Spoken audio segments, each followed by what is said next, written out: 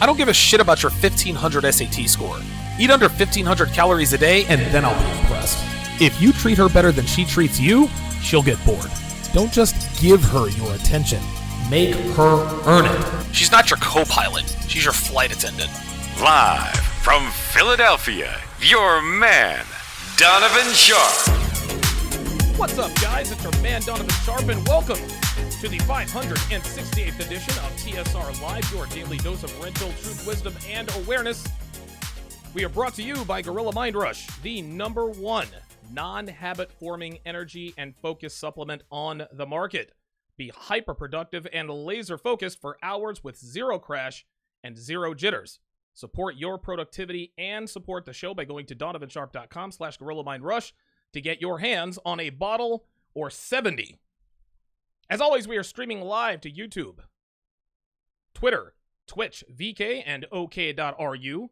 So however you're watching, wherever you're watching from, thank you for making the Sharpe Reality Live a part of your daily routine. It is March 6th of 2020. Happy Friday, everybody, as I change the date here in the scroll. There we go. Excellent. The weekend is finally here, guys.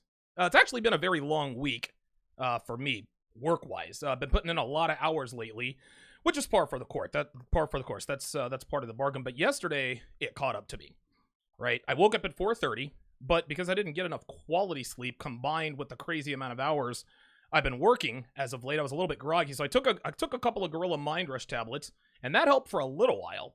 But I would say around maybe 7:30, I started to get tired again. So I pounded a Red Bull, and that helped for about a half an hour before I got tired again.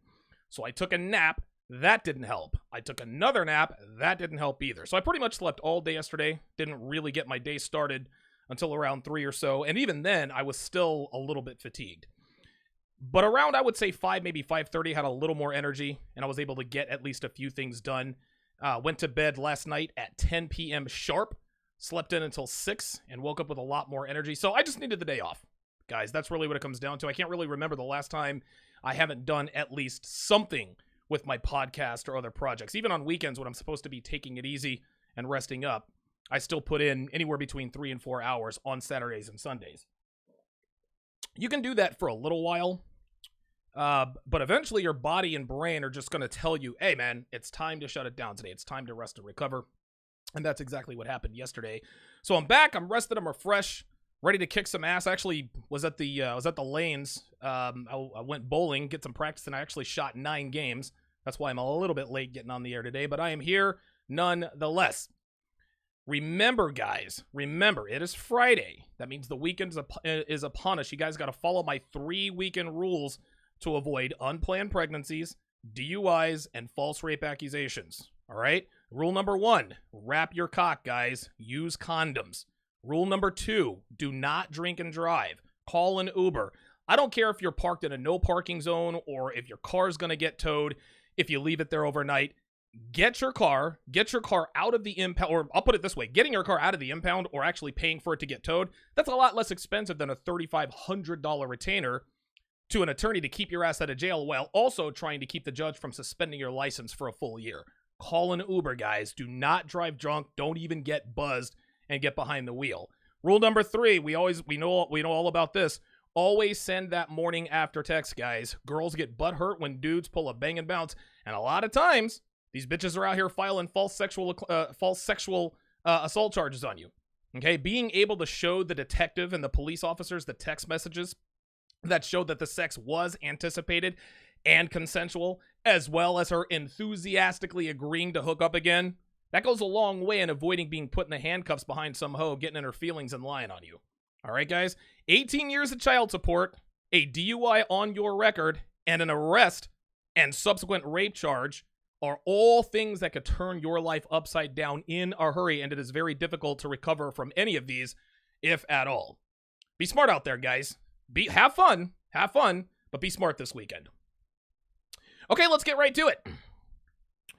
Today I'm going to go Red Pill 101 and talk about the vetting process in terms of how to tell the difference between women you should only use for sex and women who show potential for a possible long-term relationship. Now, some of what I talk about today is actually in Chapter 1 of my 7-hour 5-part audio course, How to Build a Quality Woman from the Ground Up. So those of you who've already purchased the course, this might be a little bit of a review for you at times, but you can never hear this stuff too many times, guys. I get emails, I get messages, I get phone calls, text messages asking me how to avoid blue pill backsliding. Donovan, how do I keep from making the same mistakes I made before I found the red pill? And one of those answers is reaffirmation, repetition. You hear and consume something enough, and eventually it's going to stick. Eventually it's going to become second nature to you. And when that happens, you'll be able to disqualify any given woman for a long-term relationship and avoid wasting another 6 months on a female you had no business committing to in the first place. So if you've heard this before, sit tight, guys, because you cannot hear this stuff enough times.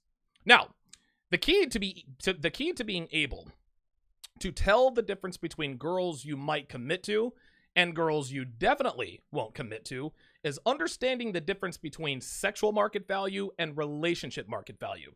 And the best way to illustrate the difference between the two is a car story. I'm going to tell you guys another car story. I always have car stories for you guys.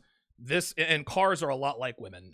Wizard Praying, who's actually going to be starting a blog here and a podcast pretty soon. I can't wait for that to come out.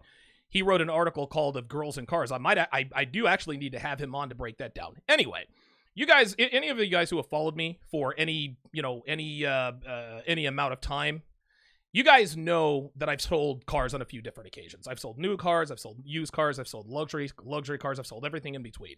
I've sold Hondas, Dodges, Toyotas, Audis, Chevys, Fords. I've sold them all. A common conflict that occurs specifically with male car buyers is that inner struggle between what they want versus what they need. Okay? As men, we want fast cars. We want beautiful cars. We want aesthetically pleasing cars.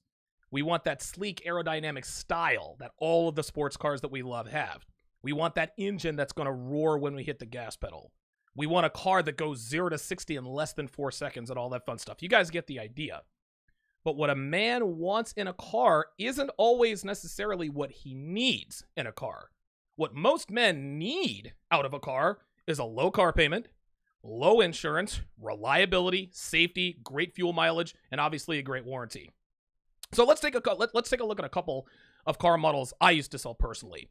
I'm going to compare the Dodge Viper versus the Dodge Stratus. Now, the Dodge Viper is clearly the more aesthetically pleasing car. It's faster. The engine is superior. It's a chick magnet. The list goes on and on.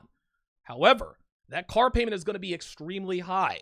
The insurance is going to be even higher than that, and it has terrible gas mileage. The 03 Dodge Viper got like 13 miles per gallon in the city, maybe 18 on the highway, 19, 20 if the weather's cold. Now, it's a gorgeous machine, guys. There's no doubt about it. It's fast. It's beautiful. Sounds like a monster when you rev it up, and it turns a lot of heads, most notably female heads. But there's an extremely high price to be paid, and at the end of the day, it doesn't really have anything you need in a car other than reliability. And even if you open up and even if you do open up the throttle, open up the engine more than you need to, which is absolutely possible and a temptation in and of itself, you're going to have engine trouble. Well, engine trouble reduces the reliability. Plus, parts and repair for a Dodge Viper, they're absolutely ridiculous, guys. Listen, you're spending 4 figures every single time you bring it in. Okay? Ilderton Dodge and High Point, North Carolina. If you guys don't believe me, call Ilderton Dodge and High Point, North Carolina, and they will tell you these things. I'm almost 100% certain they're still there. Anyway, let's take a look at the Dodge Stratus. The Dodge Stratus, on the other hand, isn't anywhere near as gorgeous as the Viper. But it's, a fairly good-looking car. You're not going to turn heads like the Viper would, but you're not going to get any accusations of driving a beat-up junk bucket either, right? It's much safer than the Viper, because if you get an accident in the Viper, you're as good as gone. But the Dodge Stratus is far more likely to keep you alive. Also, the car payments for a Stratus will be a fraction of the Viper car payment, and so, as it happens, is insurance. Every man wants to drive a Viper, and for a short-term fling, it's actually not a bad option. Maybe you lease it for a year or two, then return it. But it is never a good idea to finance a Dodge Viper over 72 months, and plenty of men have made that mistake. A Dodge Viper, gentlemen, is not a viable long-term option. The smarter choice is the Stratus. Listen, it's much better for us in the long term. You'll have the car completely paid off before the warranty runs out. You'll save thousands of dollars in insurance payments. It's far more reliable and doesn't cost much to repair, even if you have to do that. Cars, gentlemen, are just like women in this regard. We all want the hot wife, guys. We all want the hot girlfriend. But the truth of the matter is that they're not good for long-term relationships. Hot girls are not good for LTRs, guys. Unless she was raised on a farm without internet or in an Amish village, girls who have extremely high sexual market value almost always have a very low relationship market value. In this environment, the things that make women sexually attractive are the same things that reduce their relationship market value. Let me say that again. In this environment, here in 2020, the things that make a woman sexually attractive are the same things that reduce their relationship market value. The higher the SMV, the lower the RMV. Take a look at any Instagram model's comments, guys, and there is no shortage of men saying, wifey material. I love you. Will you marry me? I'll drink your bathwater. And the reason for this is that most men foolishly believe that a woman who looks good will also make a good significant other, and nothing could be further from the truth. Only now are we beginning to realize the better looking the girl, the more of a headache she is. And these men make this mistake in the real world. They grab the hottest girl they can find, thinking they've got the holy grail because she said she was traditional. But then they're devastated when she cheats on him 3 weeks later after she told him she loved him. What a man wants in a woman isn't necessarily always what we need. Just like cars, guys. Again, the Dodge Stratus isn't a Dodge Viper, not even close. The Viper has more sexual market value, if you will, than the Stratus.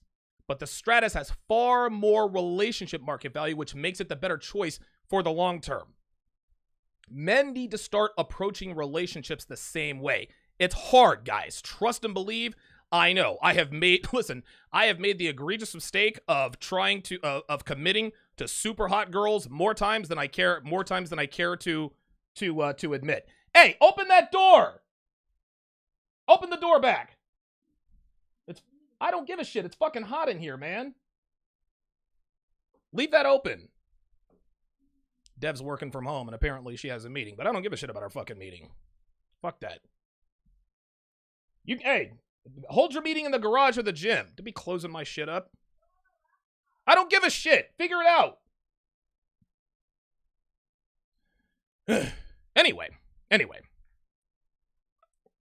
Men need to start approaching relationships in the same way, right? And like I said, it's very, very difficult to do this, but it is necessary. And the way to put yourself in an advantageous position in terms of making the right decision on which women you'll potentially commit to starts with distinguishing the difference between sexual market value and relationship market value. And I have a few traits that we are going to compare.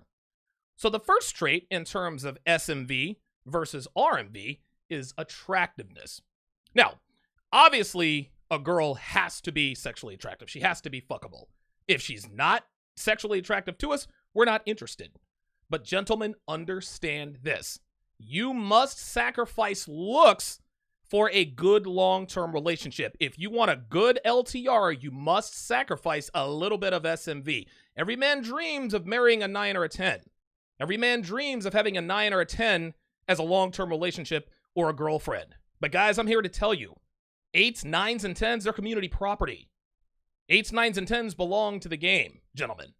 And more of these women work in the sex trade to varying degrees. I talked about this a few days ago. Most 8s, 9s, and 10s are cam girls. Most 8s, 9s, and 10s are Instagram models. Most 8s, 9s, and 10s are charging $5 to see their nipples. Most 8s, 9s, and 10s are cocktail waitresses, escorts, strippers, prostitutes, all the way up to porn stars, which is literally prostitution with a W-2 form. Think of all the amateur porn out there where you don't see the faces or recognize the actresses, guys. All of these girls do this stuff once or twice because their faces are rarely seen, or they only do a few videos, but because of these things, most men don't recognize them, right? Guys, I've been around so many strippers. I've been around so many cocktail waitresses. We're in the middle of a cocaine-fueled party, and we're just talking, and she just admits, yeah, I did some amateur porn. Yeah, a couple years ago, 6 months ago, I did 2 or 3 videos. You can never find them, but they are there. Guys, I'm here to tell you, 9s and 10s only sleep with the highest value men. By the time they're done on the carousel, she's not settling. Okay? If she does settle, she's bored and still looking for the alpha she used to fuck. That is when and why they cheat. 9s and 10s are useless because they've never had to be useful. You guys can refer to my archive post. The downsides of dating 9s and 10s, right? 9s and 10s, 8s, 9s, and 10s, when they're in their 20s, life is on easy mode. And even when they're out of their 20s, they get everything just for looking good. They get attention. They get dinners, drinks. They get their bills paid, rents paid, mortgages paid, car payments paid, sugar babies. In an 8, 9, or 10's mind, if you're getting all of this stuff just for being attractive, then why learn anything else, right? Again, they've never had to be attractive, or they've never had to learn other traits because they've never really had to. Let me move this over here. Pardon me. Excellent. That looks much better. Now, a lot of you guys, if you guys follow me on Instagram, you know that Devin is my girl, right? But make no mistake, Devin is no 10. She's not an 8, a 9, or a 10. Devin's a 7, gentlemen. Devin is a 7. She's a 6 in the face. Okay? She's a 6 in the face on her worst day with no makeup. She's a 7 on her best day. Her body is an 8. Body's a solid fucking 8. Now, you add 6 and 8 together, you get 14. You divide that by 2, you get 7. Her body is an 8 on her worst day, a hard 9 on her best day. Her face is probably a 6 normally, maybe a 7, 7.5 when she's made up, maybe a little higher depending upon what she's wearing. But if she were an 8, if Devin were an 8, meaning that she were a 7 in the face and had the body of a 9, she'd make a terrible girlfriend. Guys, I'd never be able to tame her. Dude, it's hard enough as it is. Now, I might be able to sort of wrangle her for a little while, but eventually she would go feral, as all 8s, 9s, and 10s eventually do. And even though she's just a 7, she still gets looks, guys, even when we're shopping. And she looks like hell. She still gets looks. You can't hide her huge tits. You can't hide her great ass, even in sweats. When we go out on dates, men and women look at her, right? Imagine if she looked like that everywhere she went. That's what it would be. That's what it'd be like if she were an 8. Gentlemen, if you want a long-term relationship, you must sacrifice looks. If you want a solid LTR, you must sacrifice SMV. Don't look for an 8, a 9, or a 10, guys. Look for a 6 or a 7. 6s and 7s aren't 8s, 9s, or 10s, but every girl has that one trait that makes her sexually irresistible. Great ass, great tits, great legs, flat stomach. Maybe she's a 6, but has the ass of an 8. Maybe she's a 7, but she has the boobs of a 9. Never settle down with an overall 8, 9, or 10. You might be able to pull it off with the occasional 8, but that's if she was an ugly duckling. But even then, even ugly ducklings realize what her sexual market value is at some point. Devin's ass is an 8. Her tits are an 8, and her legs are a fucking 9, so I'm fortunate there. But her face, being a 6, that's what really keeps her in check. Let's go to the next trait in terms of SMV versus RMV. And that is the way she dresses. Let's talk about the high sexual market value girl. High SMV girls, she dresses hot. Looks good in everything. Okay? High SMV girls show cleavage everywhere. They show it at work. They show it at church. They show it when they go to the store. They show it even when they're working out. They wear leggings all the time to show off their legs and ass. Low-cut shirts, low-cut skirts.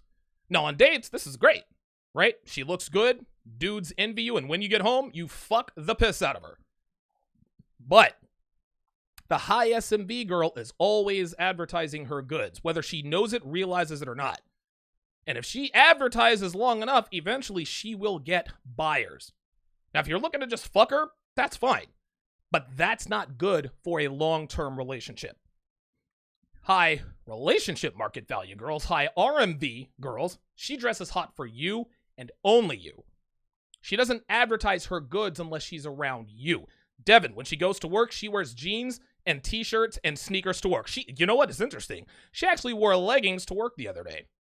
She slid that under the radar. Now, she told me, according to her, she had a workout with her personal trainer who actually works at the same place that she works now. But when she got home, I said, don't you fucking ever wear leggings to work. I said, if you wear leggings to work, guess what? You're going to have to find a new fucking boyfriend because I'm not allowed that. Hasn't broached the subject since. But like I said, she can't hide her tits. That's fine. That's not her fault. But she always makes sure that her ass is covered by her shirt if she can. She'll make an effort. Now, when Dev's at home, she shows skin. Even when I don't make her dress like a stripper, she has these little short teddy dresses or whatever. They're comfortable, but they're still very sexy. Shows off her tits, shows off her cleavage, shows off her legs, shows off her ass. So when she's at work, she shows maybe 5% of her skin. When she's at home, maybe only 5% of her skin is covered. Of course, I say that tongue-in-cheek, but you guys get the idea. If a woman advertises the goods all the time, that is high SMV. But like I said, a high sexual market value is not good for a long-term relationship. Her relationship market value goes way long. It goes way down. Let's talk about another trait: culinary faculty or cooking skills. High sexual market value girls, hot girls, rarely know how to cook. Most of them have remedial cooking skills, right? Like they can make grilled cheese sometimes. They don't burn it. They can microwave soup, peanut butter and jelly. Listen, hot dogs and tater tots, just basic shit. But I'll tell you what, she's a pro at ordering in. Oh yeah, she can do that with the best of them. A high relationship market value girl, a high RMV girl, they have above average culinary faculty. Doesn't have to be a Michelin star chef, but she has to know how to cook breakfast, lunch, and dinner from scratch at home. They always look to hone their cooking skills, guys. This is the high RMV girl. Devin is always trying new recipes. She loves to cook. High SMV girls either have little to no cooking skills. High RMV girls have above average to exemplary cooking skills. And again, the reason why 6s and 7s make better girlfriends and wives than 9s and 10s is because they make more of an effort. And I'll get into that a little bit later, especially when it comes to sex. Let's talk about the way they treat you. High sexual market value girls can be selfish. Super hot girls can treat you well, but guys, trust me when I tell you, it never really lasts that long. Okay? Super hot girls treat you very well during the honeymoon period, as all kinds of women does, but that lasts about 2 weeks. And after that, it tapers off substantially. After a month, the fall is precipitous. High SMV girls, super hot girls, do sometimes treat you very badly. Not all of them, but a much higher percentage of those girls treat you worse than high RMV girls. Even if they don't treat you badly, even if hot girls don't treat you badly, they get to a point where where you are no longer their mental point of origin. And if you're not her mental point of origin, she can't be in a long-term relationship with you. You need a woman who makes you her mental point of origin. Now, high relationship market value girls, they treat you very well. Okay? They love doing things that make you happy. High RMV girls put you first in any and all situations. She puts your needs before her own. Devin does this to a fault. Sometimes I gotta stop her. She dresses in slutty heels, microthongs, and lipstick and heels because she loves watching you drool when she walks out. It's uncomfortable to wear those clothes, but they do it anyway. High RMV girls, unselfish in bed. These girls suck your cock. They swallow your loads. They don't bitch and moan about not getting orgasms, right? They don't care about, and by the way, never ever care about a woman's needs in bed, right? A woman's satisfaction sexually is tied to your satisfaction. I was fucking a girl once. We weren't in a relationship, but we were fuck buddies. And I think I fucked her for like a month and a half, and she dumped me essentially because it took too long for me to come. That's it. And you guys can, dude, I'll actually put it on Patreon. It's been, God, oh my God. I actually had it on my website. I had it in like a photo gallery. But dude, I'll put it on Patreon. She literally says, hey, I don't think we can see each other anymore because I don't think you're super hot for me. Listen, again, her satisfaction sexually is tied to your satisfaction sexually. That's all there is to it. Continuing on with high relationship market value girls, as far as sex, the high R&B girl takes it in the ass, okay? Guys, listen, anal sex is uncomfortable at best, painful at worst. Swallowing cum isn't a turn on for most women. Listen, okay? Listen, it's warm, it's sticky, it's salty, it's slimy, doesn't taste very good depending on a man's diet. It tastes bad. But she does it because she wants to please you. She is selfless, okay? Now, keep in mind, high R&B girls don't just do this for anybody, gentlemen. She won't do this just because you have a cock and balls and you're fucking her. Oh, no. You have to be what she wants and needs. She has to want to be unselfish. And women only want to be unselfish to masculine, dominant men, not beta bitch boys. If you are the right kind of man, if you're high value, you keep yourself in shape, you're financially responsible, etc., she'll be unselfish. And unselfish women make the best girlfriends and wives. Now, it may taper off a little bit as time goes on. They are human, but they do their best to keep it up. Let's take a look at the money situation. High SMV versus high RMV. Super hot girls, pretty girls, they spend money without thinking, okay? The hot girl thinks money grows on trees, and her behavior reflects it. You guys got to remember, a lot of these girls are used to having their bills paid, and they think it's always going to be that way, so they don't really have sort of a real-world concept of the value of actual money and saving it. Hot girls usually shop brands rather than value. They have to keep up appearances.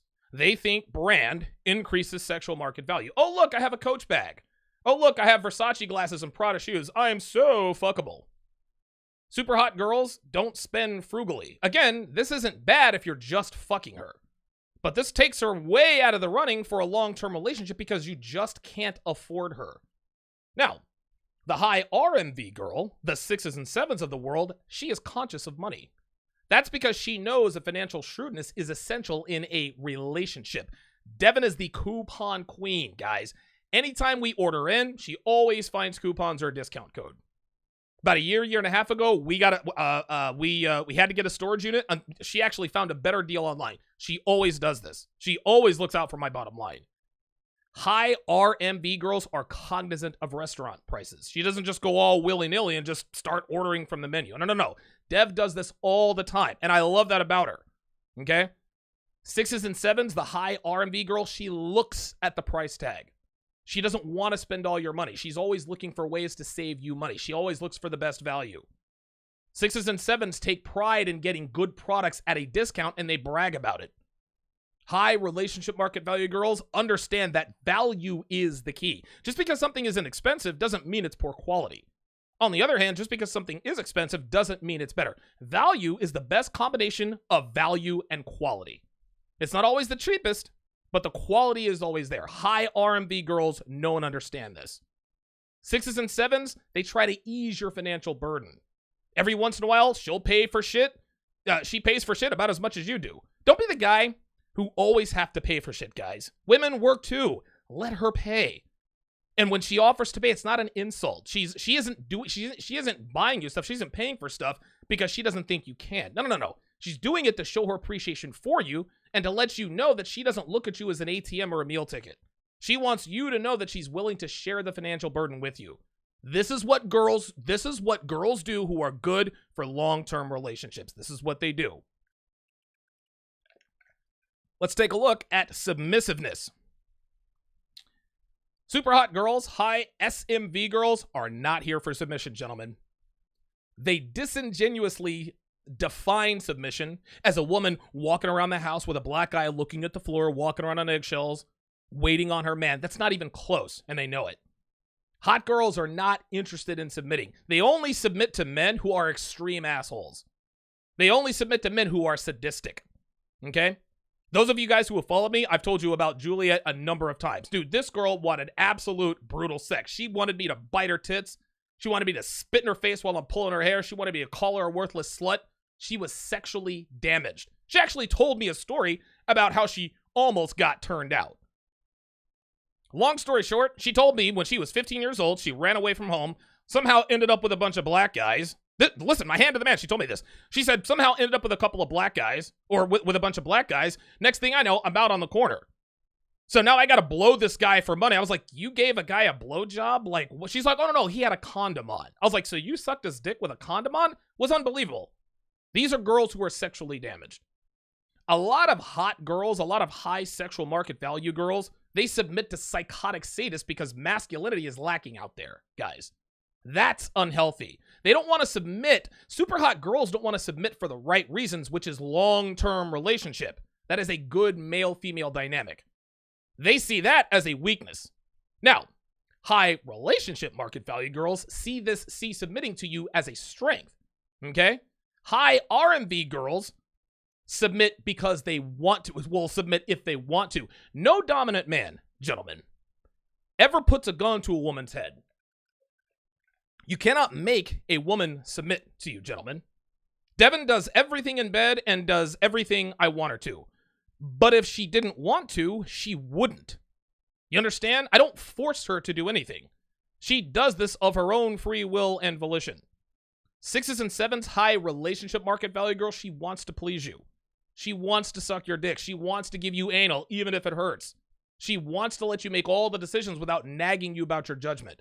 She wants you to be the captain. She's not about this 50-50 bullshit. She's not about this. She doesn't care about percentages so long as she's with you and submitting to you because that's what she likes. Let's now talk about behaviors that facilitate cheating.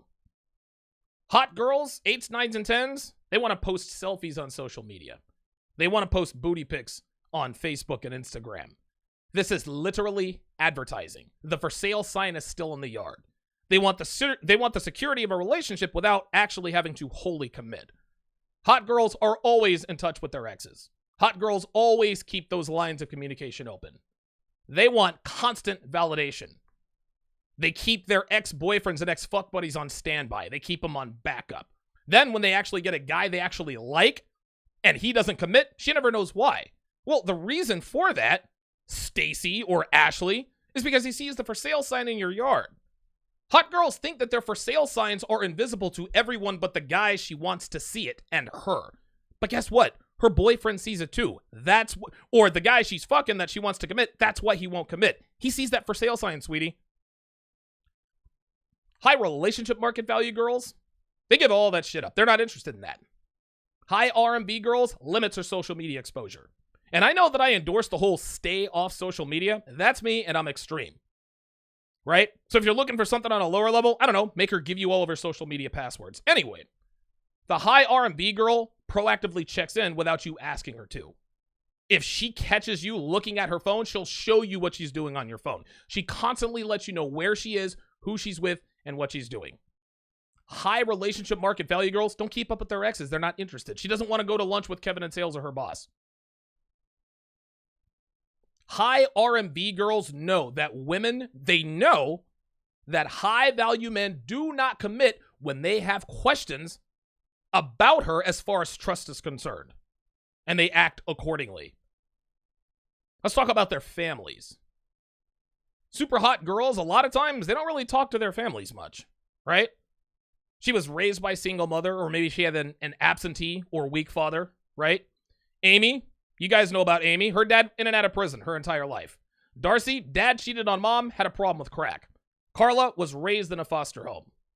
A lot of high SMV girls move to a new location every few years because they burn their bridges. There are a lot of girls like this, gentlemen, in Vegas. They do some shady shit. They fuck their friends' boyfriends. They fuck their mom's boyfriends. They fuck people over for money. They use sex to get what they want. When you get with a hot girl and you only see that she's got like maybe a 1.5 or 2 year history on Facebook, it's because she's burned those bridges. And it almost always involves sex. Super hot girls like this rarely go home for Thanksgiving or Christmas. Most girls I dated and fucked over a time almost never went home for the holidays. And hot girls always make excuses. Well, I can't afford it. It's too cold out there. Traveling for the holidays suck. Okay? Sometimes it's not their fault, right? You can't choose your family, but that's not your problem. But really attractive women who had chaotic family lives have a very, very low relationship market value.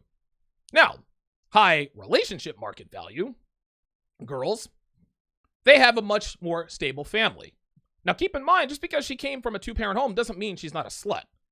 But women women who generally have a good relationship with their family have higher relationship market value, right? Devin loves her family, and her family's not perfect. No family is, right? But she loves her family. My family, dude, we are all fucked up. I probably talked to my mom 6 months ago. I haven't spoken to my dad in a year and a half, whatever the case may be, right? That's just how this is. But by the same token, just because she's raised by a single mother doesn't necessarily mean she'll make a bad girlfriend. Don't get me wrong. She will be much more difficult to train, if not impossible. But if she's willing to do it and she has traits that you could use, maybe consider it. High relationship market value girls talks to her family on the regular. They get updates. Okay? Devin has a very good relationship with their family. I have visited them on many occasions. They are good, solid, salty to the earth people, man. Dev's father, her biological father, was killed, probably murdered when she was 8 months old. So now her mother was a single mother of two, but her mom never felt sorry for herself. Her mother worked her ass off. She stayed feminine, found a man, and had 2 more sons with him, and today they're a really cool family. Dev's got 2 younger brothers. One actually gets paid, or he did get paid to go to school. He's like a bug and a plant expert, just got another PhD. Brilliant fucking dude. The other brother is like 6'4". He's like 6'4", he's an Adonis. He could be a fucking underwear model, spends half the year in Alaska on fishing boats. Her stepdad is a world-class artist, guys. I'm not exaggerating. He's a world-class artist. Her mother is a lady who is kind and submissive, and she knows how to cook. Family is very important when it comes to sexual market value versus relationship market value. Now, let's talk a little bit about sexual history. I'm going to shout out the super chats here in just a second. Sexual history is something that you really can't compare when it comes to high relationship market value and high sexual market value.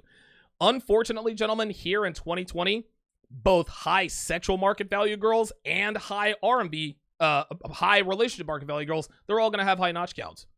6s and 7s have actually had more sex than 9s and 10s, guys. This is a fact of life, okay? She's fucked a lot of guys. She's fucked a lot of dudes, guys. There's nothing you can do about that.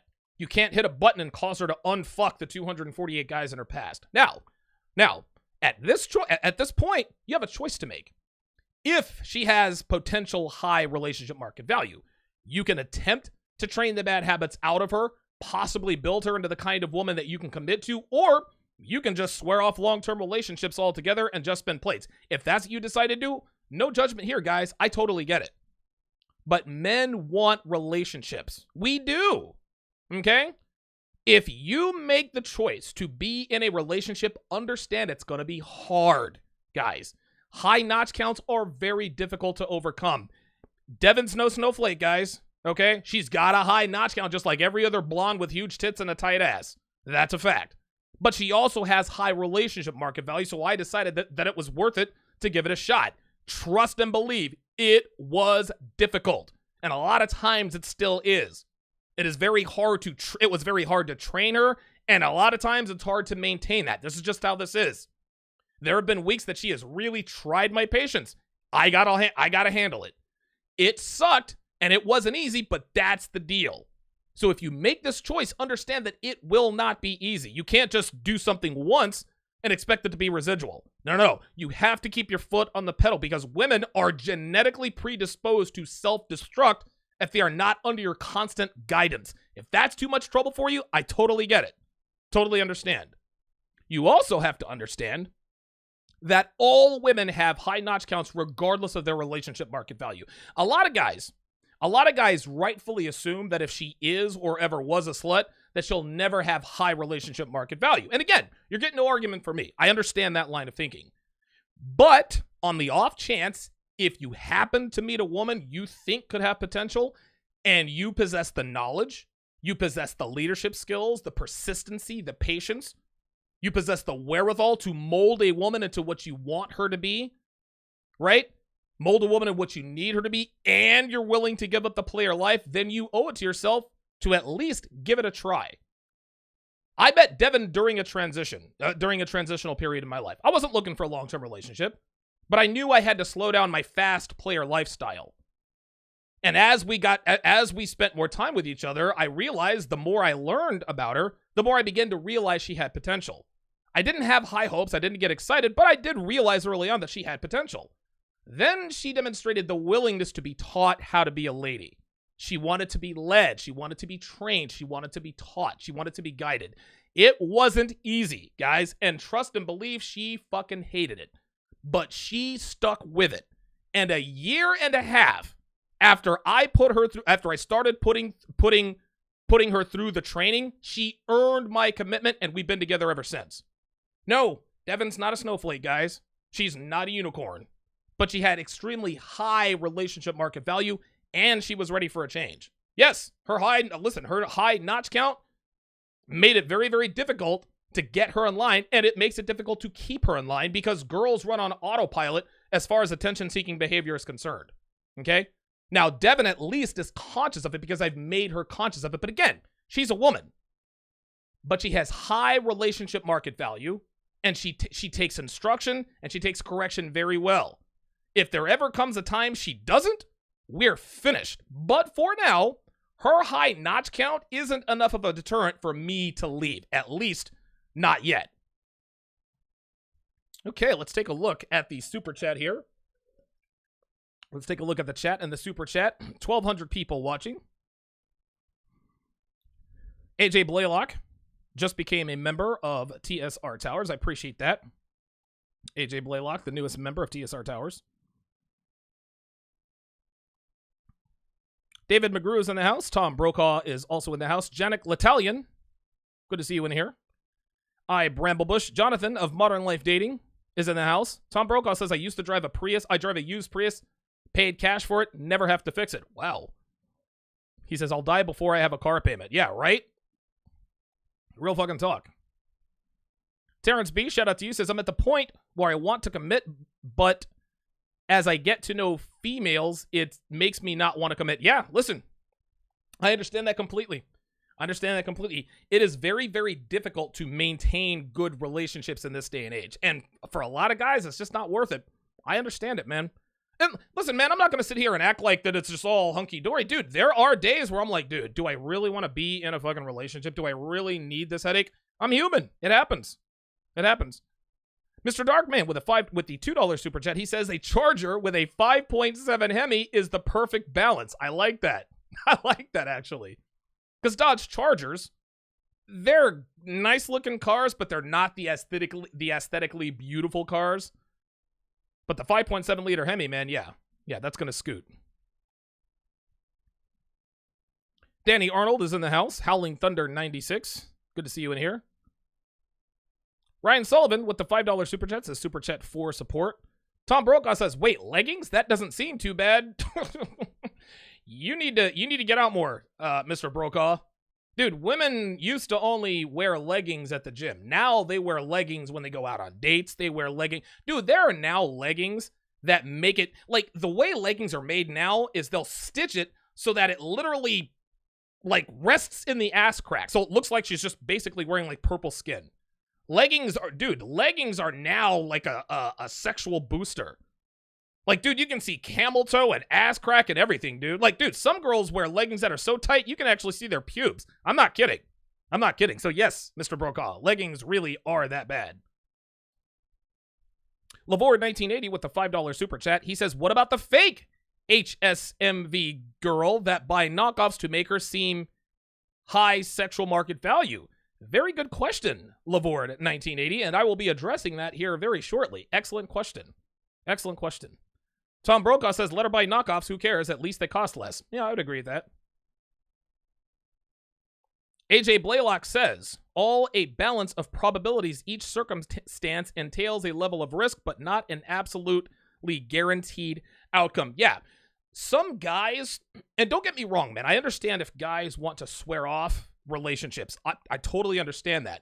But a lot of those guys are looking for a risk-free proposition. They're like, oh, I'm never going to commit because if I commit, she could do this, she could do that, she could cheat. Listen, that's absolutely right. But you have to understand that no relationship with a woman on any level is going to be risk-free. I am constantly at risk, guys. This is just the way it goes. Good comment there by AJ Blaylock. Tom Brokaw says, get your finances together and investigate countries that still have traditional values. You can find non-sluts. I agree. Terrence B. It says it's like every time I meet a woman, they always have something with them. Yes, they do. You're getting no argument from me.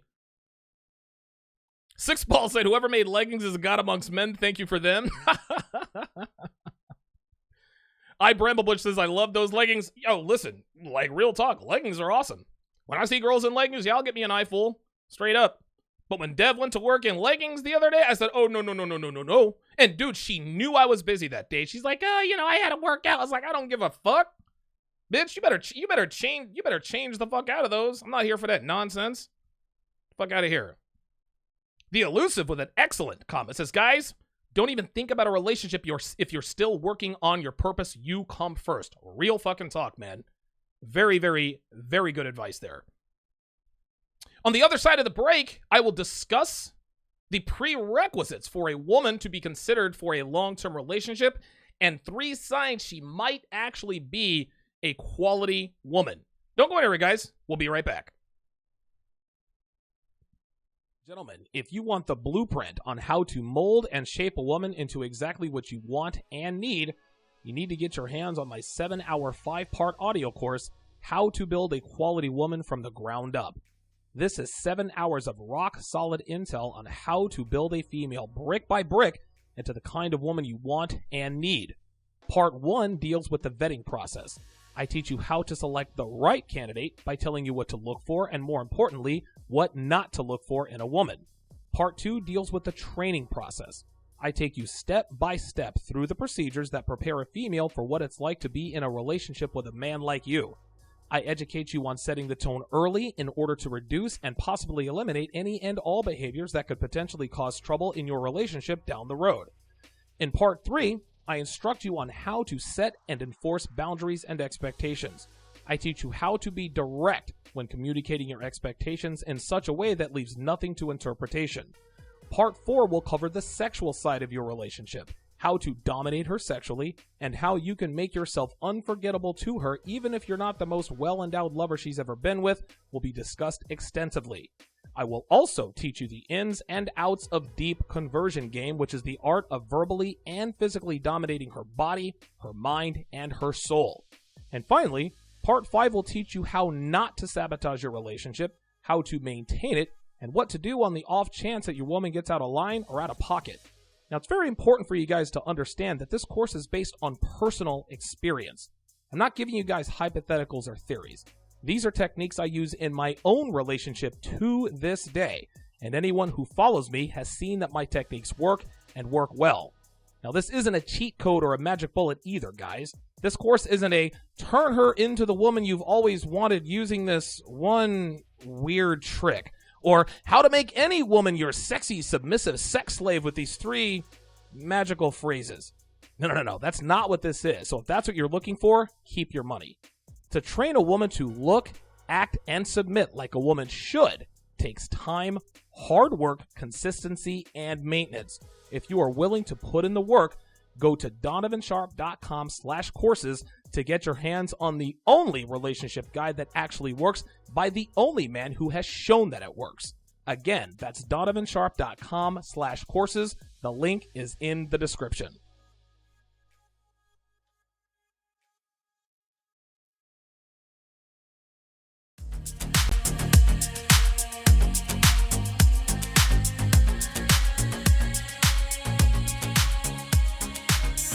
Welcome back to the show.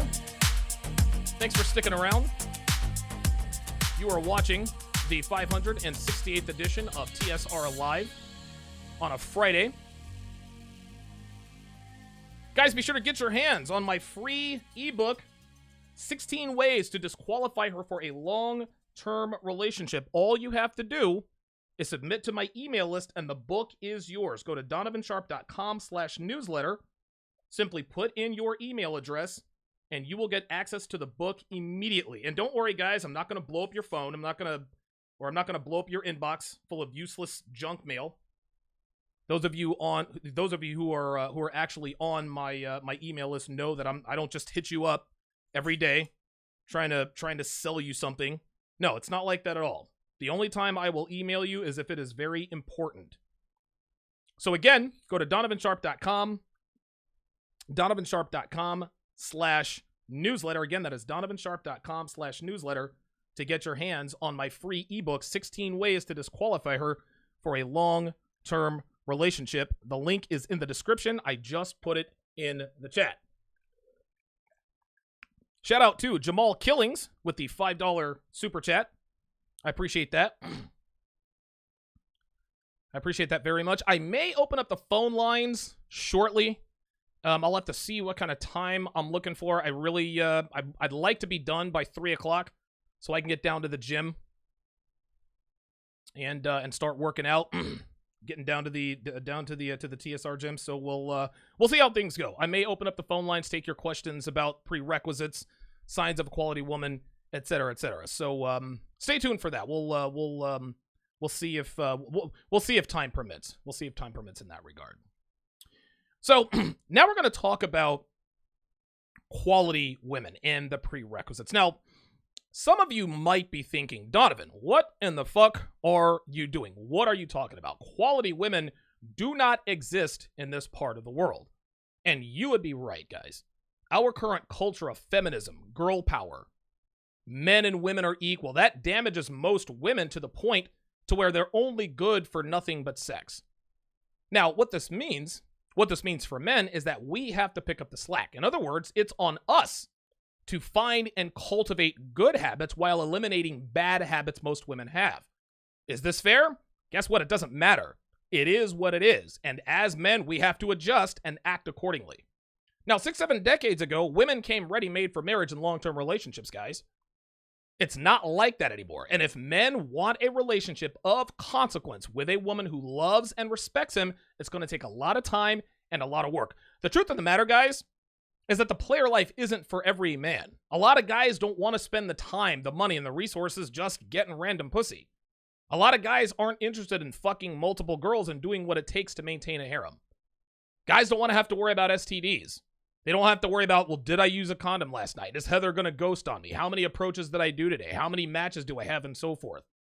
Now, on the other side of that coin, there are a lot of men like myself who have lived that player lifestyle, but we grew out of it. A lot of guys find the red pill, they learn game, they crush pussy for a few years, then they decide it's time for a change. Now, as red pill aware men, we understand very clearly that women are not essential to our lives. Yes, pussy is great. But we can get that from most girls anyway because they give it away for free. We also understand that long-term relationships are no longer necessary. But to deny the fact that the right woman can elevate our lives in certain ways, that's disingenuous. Meathead red pill guy likes to say, bitches ain't shit, play it for life, but secretly he wants to settle down. He knows it's very difficult to find and train a woman, so he overcompensates by making everyone think he wants to pound random pussy till he kicks the bucket. But for men who either don't want to indulge in the player lifestyle or men who have had plenty of wild times with girls and are ready to slow things down a little bit, vetting women is where it all starts. So we've already covered understanding the difference between sexual market value and relationship market value. So now we're going to discuss a few signs that she might be a woman of quality, what to look for, what to stay away from, and the prerequisites a woman must meet to be considered for a long-term relationship. And let me remind you guys that some of the material in today's episode are in my 7-hour audio course, How to Build a Quality Woman from the Ground Up, which again, you can get on donovansharpe.com/courses or in the link of a description. We're all aware, gentlemen, of the obvious signs a woman is a low-quality slut who would make a bad girlfriend or wife. Tattoos, piercings, etc. Right? And if you're a patron, you're aware of the not-so-obvious signs a woman will eventually fuck around on you. Like the fact that she lives alone. She works at or ever has worked at a call center, works out at a meathead gym, and so on and so forth. I've actually released those a while back. But what a lot of guys are in the dark about these days is that they seem to think that they're informed, right? They seem to think that they're informed about how to tell a woman is worth committing to. Guys like to say, well, if she knows how to cook, she's a keeper. Guys also like to say, well, if she doesn't let me fuck her on the first date, she's wife material. If she grew up in a 2-parent home, she'll make a great wife. Now, while those things certainly could make a woman more likely to be a quality female, a lot of other things have to be in place. Gentlemen, me personally, I have fucked a lot of sluts who could cook. Girls who don't let you fuck on the first date are usually just putting on a facade to make you think she's never done that before, but little do you know, she went on 3 first dates, and the last 3 nights, fucked all 3 dudes. And 99.9% of women in this country are sluts, whether or not they had both parents at home growing up. Those are all superficial and very lazy ways to evaluate women, guys. It takes a very long time to vet and train a woman to be your main chick. Saying, well, she can cook, she had both parents, and I didn't fuck her on the first date, so let me wife this bitch up because I found my snowflake. No. Nobody, not even me, can tell if a woman is worth committing to long-term in under 6 months. And it might even be longer than that, as far as minimums go. But there are a few traits that she will display within the first few months if she is potentially a woman worth committing to. And I'm going to go ahead and point them out right now. What I'm also going to do is I'm going to answer Lavord 1980's question and show you how to spot an imposter, the girl who's trying to make you think she's a quality woman. Excellent question by Lavord 1980. Pay attention, Lavord, because I'm about to answer your question, my friend. So we're going to go over I think 3 signs she could be a quality woman. The first sign, she rewards good treatment. Now, let's not mistake good treatment for beta treatment. Beta male behavior is supplicating. Beta behavior is disingenuous. Beta male behavior is manipulative, which is why women despise beta behavior.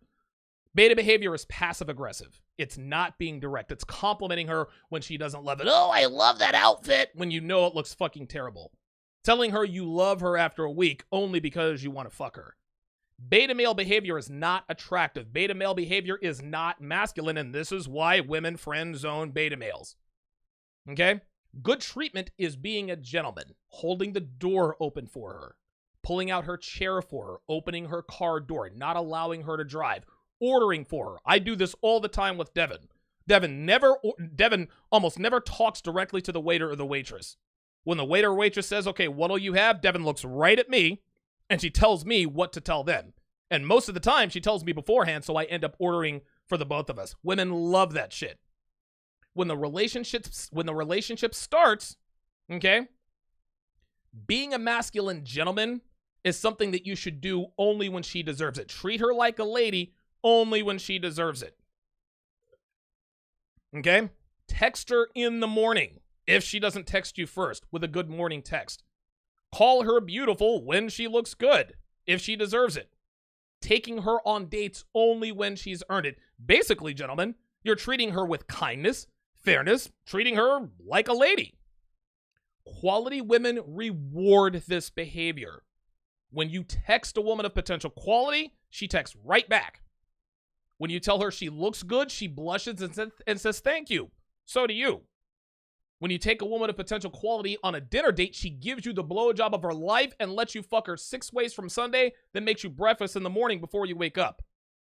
Quality women reciprocate good treatment. Low quality women, pretenders, do the opposite. If you send a slut a good morning text, she'll wait until after she fucked her coworker in the parking lot to text you back. If you call a slut beautiful, she'll say, yeah, I know. Or she'll say, man, everybody's been telling me that lately. Take a slut on a date and she'll run up the tab with expensive drinks, then tell you she's got to go console her friend who went through a bad breakup, then go get ass fucked by Dave the unemployed garage band guitar player who may or may not live in a treehouse. Hold the door open for a slut, she'll say, well, I can open it myself. Or they just walk right through without saying thank you. The better you treat a slut, the worse she will treat you. The reason for this is because she knows she's not worthy of a good treatment. I've talked about this before. No matter what sluts say, they know they're trash. They know they don't deserve to be treated like ladies because they don't act like ladies. And any man who is too stupid to recognize sluts for who and what they really are punished with bad behavior. Sluts are literally telling the world, I am a slut. I am not a lady. If you treat me like a lady, I will teach you that treating women like myself as though we are worthy of being wife material is something you should not do. Sluts know they don't deserve good treatment, which is why they misbehave when a man treats her like a high-value woman.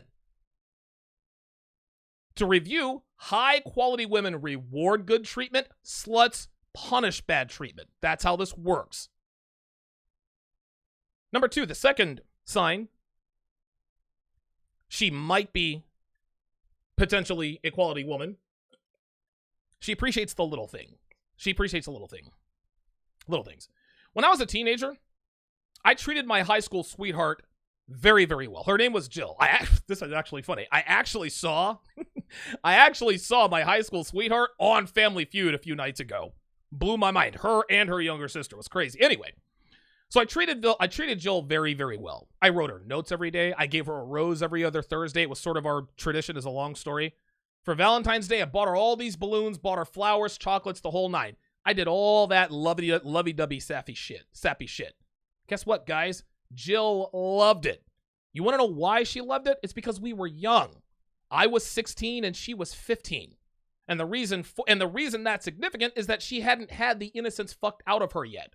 Of course she liked all that sappy shit. She'd never experienced it before. I was her first everything. I was her first kiss. I took her on her first date. I was the first guy to fuck her. First Christmas, first Valentine's Day, first everything. Jill absolutely adored what I did for her because she'd never had this kind of treatment. Now, how does this relate to women of potential quality? Well, women who appreciate the little things are women who are a lot less superficial.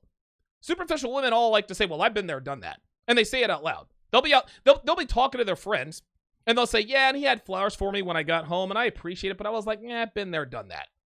Obviously, Courtney the slut has had many men buy her flowers, and her unfortunate husband is the latest in a long line of men who had done this for her. But her reaction, Courtney's reaction, wasn't the same when she got them for the very first time. Okay? Her reaction was very, very different. But every time a man does something romantic for her, like leave a post-it note on her car telling her that he loves her, or sending her a short video to let her know she's on his mind, or surprising her by taking her to grab some ice cream, grab like an ice cream cone, take a walk in the park, she becomes more and more desensitized to that. Now, that's not her fault, guys. This is not Courtney's fault. The more you experience something, the less of a novelty it becomes, no matter what it is, which, incidentally enough, includes sex. But women who truly appreciate the little things, women who truly appreciate gestures like this, are women potentially worth committing to. Why? Because it shows that she hasn't experienced it as much, which also means she's probably not had a bunch of boyfriends or husbands. She hasn't been there and done that. There's a commercial. It's like an extra sugar-free gum commercial, right? And they're sitting in the car, presumably after the first date, and they're both kind of shy. And then she kind of leans over and kisses him, and she kind of blushes. Well, she comes out of her house the next day, and the guy, I think he drew like a picture on the gum paper of him and her in the car, and she was swooning. She's like, oh, right? That's on TV. But guess what? A slut would have been like, been there, done that. The girl on the commercial smiled and blushed. Unfortunately, gentlemen, that's not really the way it works today. She only smiled because it's a commercial. But if that commercial were accurate, she would have told her friends, oh, it was so cute, but I don't really feel any chemistry with him like I do with the guy who butt-fucked me at the bathroom at the club last week, and I think I'm in love. Women worth committing to appreciate the little things. They love all that sappy romantic shit. They recognize that it takes time and effort and thought, as Devin just texted me that she wants to go ice cream and a walk in the park to feed the ducks. Might give her Steve the Dean's number. I could because I care. Anyway, they recognize that it takes time and effort to do these things. They don't take for granted that you took time to orchestrate it, because not many men have done that for her. And if not many men have done it, you can probably safely assume she's had 2, maybe 3 serious boyfriends, which means she takes relationships serious and will take yours serious. You might think it's a stretch to make this assumption, guys, but I can assure you it's not. Okay? These are sluts, on the other hand, they have had the innocence and naivety fucked out of them, gentlemen. These are the bitter, sullen women who have experienced a lot of good and bad men. Regardless, it's a lot of dudes, which means slut. Okay? These are the girls who say, I don't like flowers, to try to sound like they're strong and progressive. They're the chicks that say, well, flowers die, or I don't like the way they smell, or where would I put them? Did they say this to the first guy who ever brought her flowers? Did she tell the first guy who ever left her a love letter, you're wasting paper? Of course she didn't. So at the end of the day, when you do romantic little things for a woman and she blushes and smiles, it's another mark on the pro side in terms of her being potentially worthy of commitment. Sluts will give you excuses as to why you shouldn't have and shouldn't do it again. Sluts are not impressed by the little things. Okay? They need much bigger and more extravagant gifts to impress them, like the size of a cock. It's the same thing. The more cock she takes, the bigger cock she needs to be impressed. That's how it goes. The third sign that she could potentially be a quality woman is she spoils you, but she doesn't keep score. A staple of femininity is putting the needs of your man before your own, making sure he's taken care of, preparing his plate and handing it to him before sitting down to eat after cooking, having his favorite drink ready when he gets home, being unselfish in bed, swallowing that salty load that tastes bad, taking it in the ass even though it hurts, making sure he blows his load and not bitching about how you didn't come, etc., etc. A woman who is worth committing to does these things because she genuinely enjoys doing them. She likes making you happy. She doesn't require anything in return. She does these things because she loves her man and wants to make him happy. Now, there is a trade-off, gentlemen. A woman is not going to spoil a man not worth spoiling, gentlemen. She wants a man who loves her, protects her, desires her, makes her feel relaxed, makes all the decisions, and handles his shit. Relationships are a trade-off, gentlemen. That doesn't mean a woman who spoils a man expects anything in return. But guess what? She was already getting it to begin with. She saw that he was strong, masculine, and a gentleman. She already felt desired, protected, and relaxed. And you have to prove to women that you have true masculinity. Got to be in good shape. Got to know how to handle women. Got to have a good financial outlook. You guys know the drill.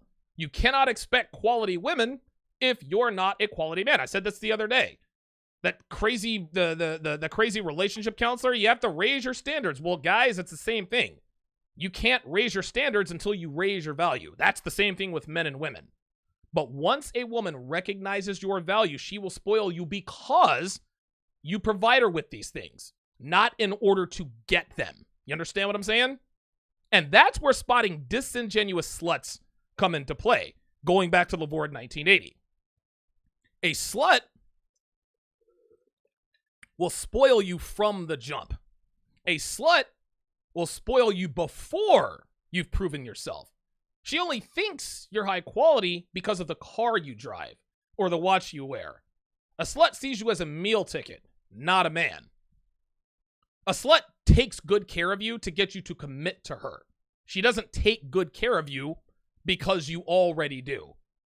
A slut will look great all the time. She'll cook, she'll blow you every night, etc., etc. But the difference between quality girls and fake quality girls, sluts, is that quality girls wait to spoil you because they don't want to waste their time on a man who is unworthy of a woman's femininity. Sluts spoil men immediately because they think they'll get something out of it, like gifts, trips, getting asked to move in, or dare I say, a ring. And when a slut doesn't get what she wants after having spoiled you, she'll start to point to the scoreboard. She'll say, Donovan, I cook for you, I do your laundry, I suck your cock, I'm always available, I let you have access to my phone, I come over whenever you want, I always let you spend the night at my place, I do this, I do that, but it's been 6 months and you haven't asked me to move in yet. That's what sluts do. That's what imposters do. That's what fake feminine girls do. Quality girls worth committing to spoil you only after you've proven that you are worth spoiling. But guess what? Quality girls don't keep score because they do it because they want to. A quality woman will never say, well, I did X for you, so now you owe me. She'll say, I do this for you because I love you. So at the end of the day, quality girls spoil you and don't keep score. Sluts spoil you to get something out of you. And when they don't, they throw a fit and reveal themselves as fakes.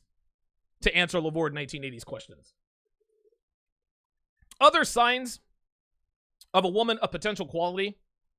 She insists on paying at times. Here's one that Steve the Dean always says. The sign of a quality woman is that, like if you're out to dinner with your girl and your appetizer comes and she takes your plate and serves you your appetizer first, right? Here's another sign of a quality woman, right? A quality woman does not stop the good behaviors once you commit to her. Quality women continue to spoil you after you give them the commitment. Sluts, they will stop spoiling you immediately after they get that commitment. That's how they reveal themselves. That's how they reveal themselves as fakes or imposters. Okay, let's shout out some super chats before we move on here. Ooh, pardon me. All right. Jamal Killings with another $5 super chat says, love the content, Donovan. I have a saying about women. Same shit, different toilet. That's funny. That's actually quite funny. Same shit, different toilet. Cryomancer with the $20 super chat says, you're dropping killer game, Donovan. I appreciate that. Thank you very much.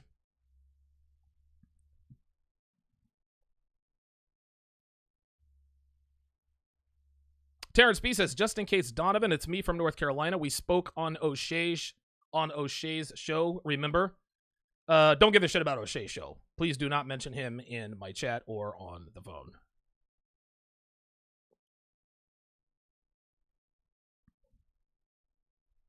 Six Ball says, just proves they will always push the boundaries. Absolutely.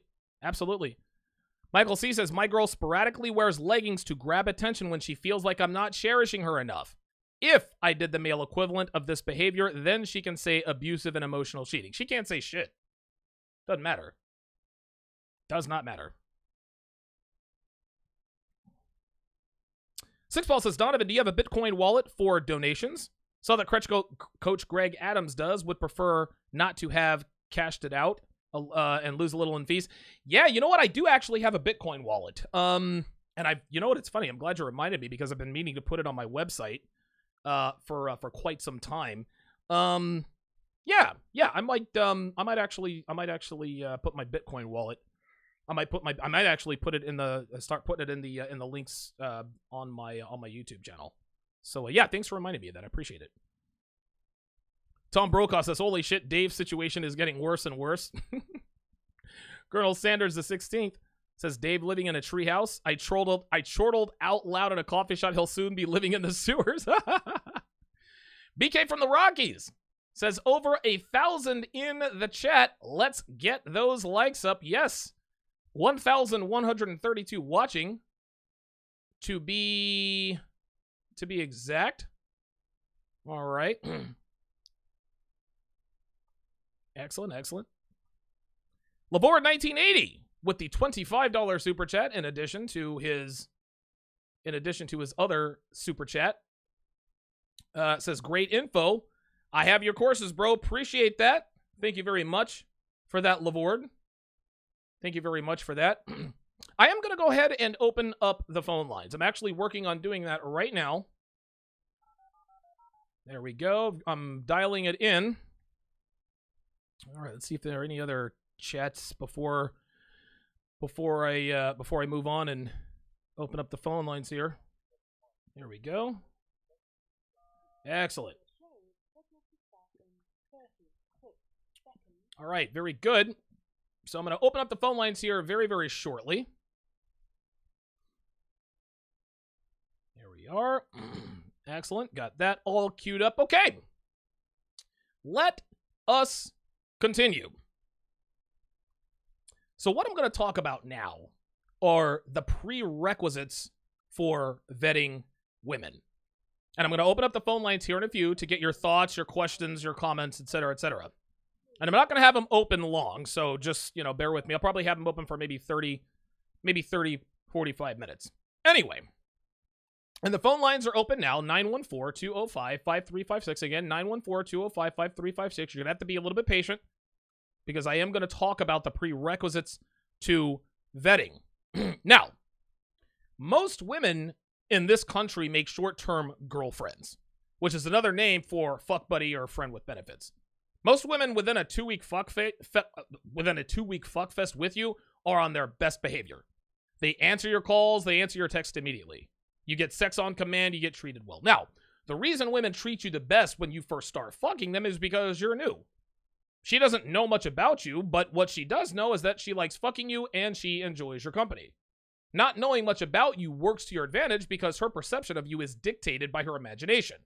If a woman likes you enough, she'll imagine the things she doesn't know about you as favorable traits. That's why men who have an air of mystery and mystique are always treated much better than men who are an open book. Darcy, my ex-wife, told me when we first started dating that I had a mystique about me. She said those words to me. But the longer we were together, the more that mystique wore off, and eventually I was just like every other guy she'd been with. This is part of the process. This is what time does to everyone. Anyway, we as men, we don't require much from short-term girlfriends. If she looks good, sucks good, and fucks good, then it's all good. We're not worried about anything else because we know that whatever shit she has going on with her isn't going to matter because we're not going to be around long enough to discover it or to be affected by it. Long-term relationships are different, guys. And where most men fuck up is the vetting process.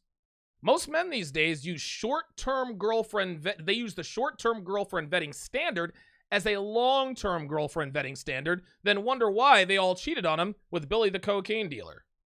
Now, before we get into the vetting process, or before you get into the vetting process, and again, if you want to know what the full vetting process is, purchase my 7-hour, 5-part audio course, How to Build a Quality Woman from the Ground Up, right? But before you go and do that, a woman has to meet a number of prerequisites if she wants to be considered for a long-term relationship. I'm going to give you guys the 8 most important. Number 1, got to be attractive. Must be sexually attractive. If I don't want to fuck her, I'm not interested. Period. I think that goes without saying. Number 2, no kids. I'm not trying to take care of another nigga's kids, guys. Fuck that noise. Number 3, she cannot be a broke-ass bitch. Now, I don't mind spending a little coin on my woman if she earns that privilege and the situation warrants it, but I'm not going to pay a woman's electric bill or phone bill. She doesn't have to be rich, but she's got to be able to pay her bills. Number 4, no feminists. There's really no need to elaborate here. Feminists make bad wives and girlfriends as a natural byproduct of their very ideology. Number 5, no feminist beliefs. Okay? No, listen, while most women don't identify as feminists, most have feminist beliefs, such as the ridiculous notion of gender equality, egalitarian relationships, the wage gap. These women can sometimes be even worse than feminists. At least feminists are upfront about their fucked up mindset. Number 6, honesty. A woman who can't be trusted is a woman who will make a bad girlfriend, wife, or mother. The very tool that women use to cheat and engage in nefarious behavior is lying. More women lie than women who do not. That is an immutable fact. There are more females who lie than females who do not. Spotting a lying female is always difficult at first, simply because you don't really know her that well. But women have a way of telling on themselves through a concept that we like to call here in the manosphere trickle truth. And I'll give you a quick example.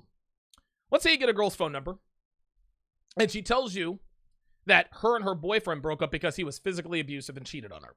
You give her the benefit of the doubt because A, you weren't there, so you don't really know. And B, you're giving her the benefit of the doubt, which is a huge mistake in and of itself. If what she says is true, guys, she'll never talk about it. But if it's not true, she'll let the truth slip out during parts of their relationship, during parts of your relationship. She'll let it slip out during when she's discussing parts of their relationship that will contradict what she told you. She might slip up and tell you that he was sweet, or that he would never lay a hand on her, or something to that effect. If you catch her in even one lie, she is a liar. She can't be trusted. Honest women who are honest even when they don't want to be, okay?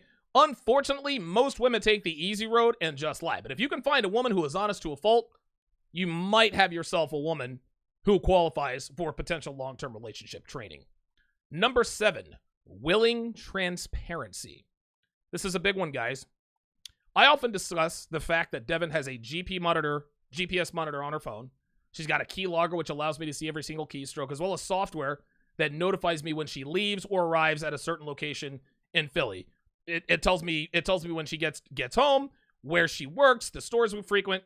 It goes without saying that she doesn't have a lock on her phone, which allows me to go through her phone whenever I damn well please.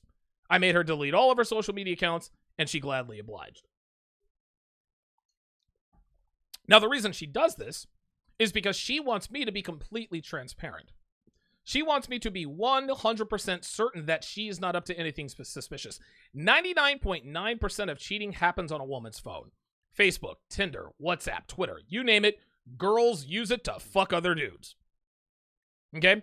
My girlfriend has forfeited her autonomy to become completely transparent, meaning she has no issue with me knowing exactly what she does on her phone. This is one of the main reasons I made her my girlfriend. Now, requiring a keylogger and a GPS tracker on your woman's phone, that's next level game.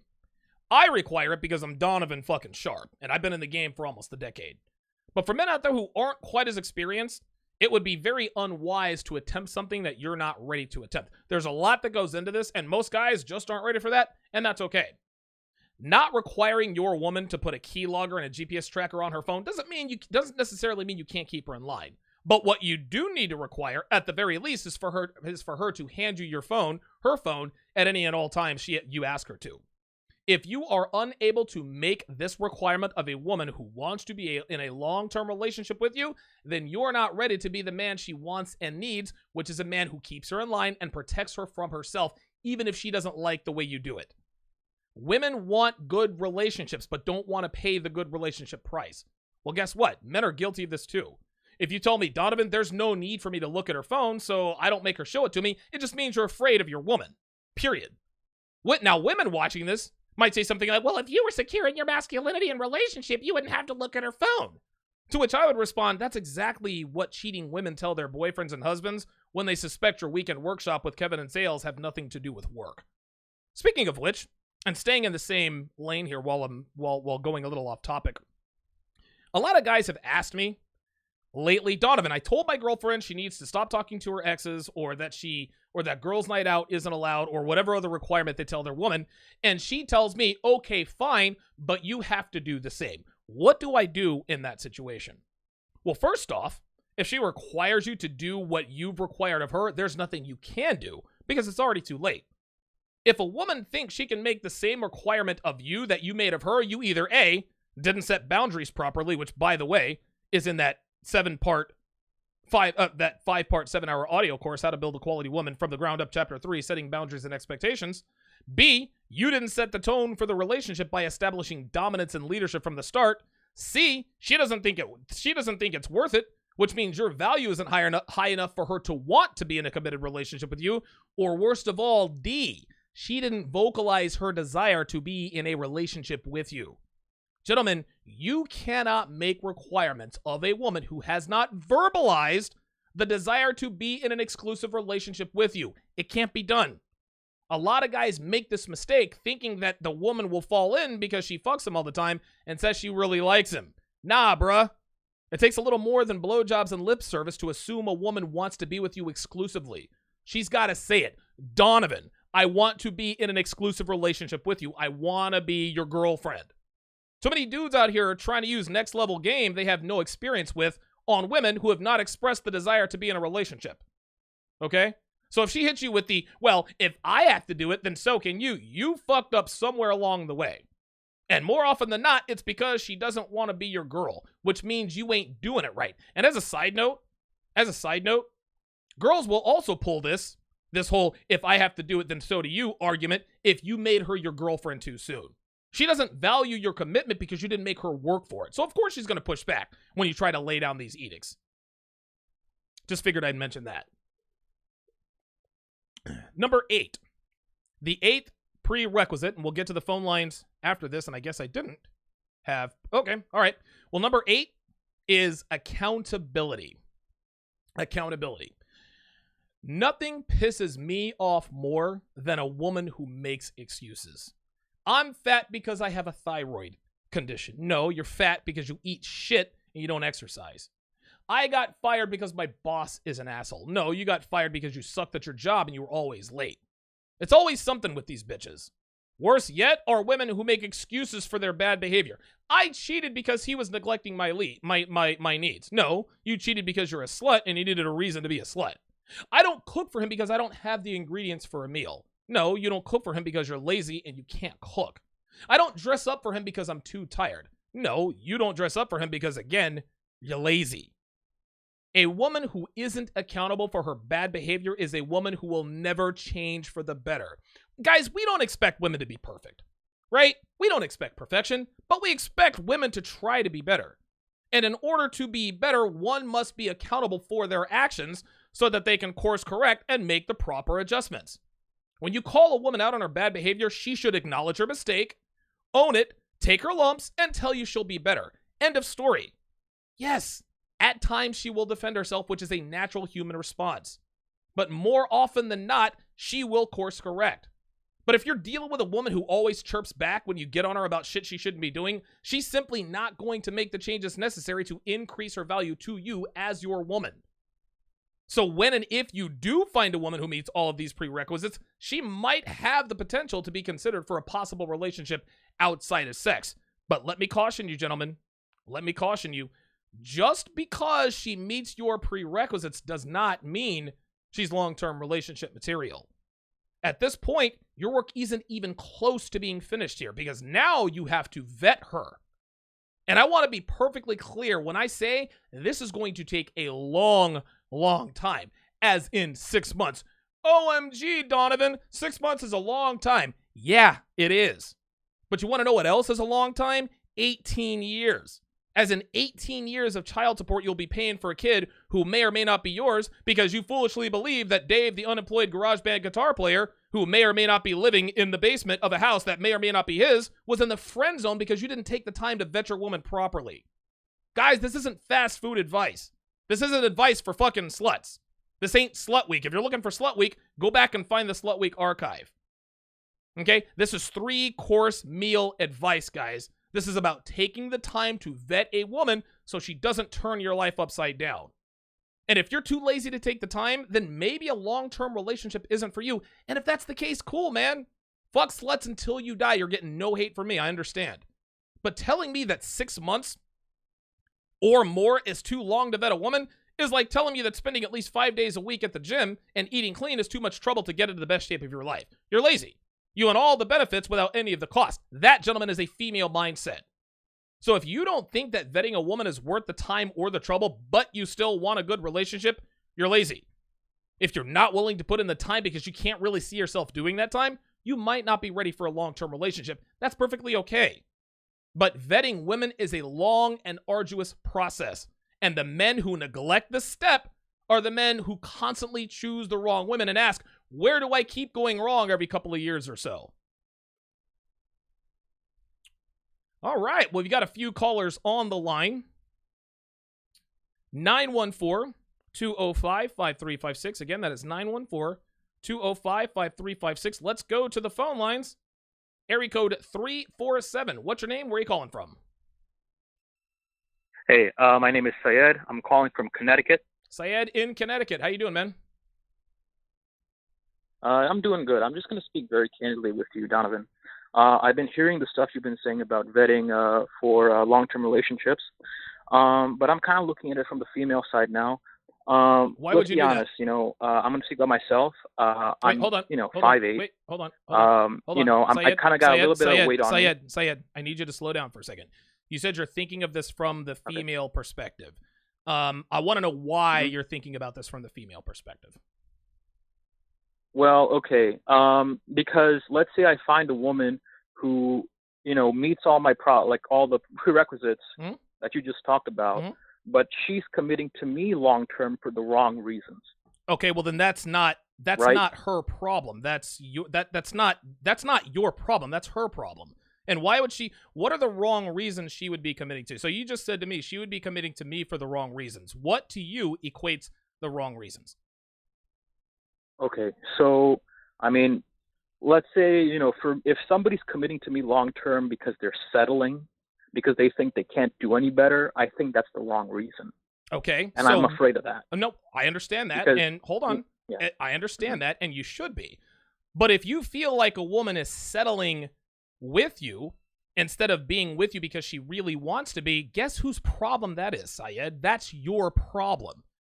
There is never a day that goes by where I think my girlfriend settled with me. I know she hasn't settled with me. You want to know why, Syed? Because I made her work for my commitment. Women only value what they are required to work for. If they don't want to work for your commitment, then your commitment isn't something they want bad enough. Now, this doesn't mean you're a bad guy or a bad person. It just means that you're not worth it to her. Women will make sacrifices for the things they truly want. Long-term relationships are absolutely one of them.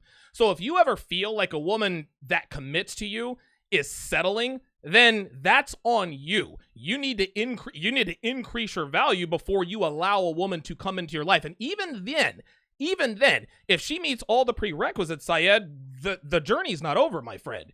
You still have to vet that woman. You still have to train that woman. You still have to establish boundaries. You still have to set expectations.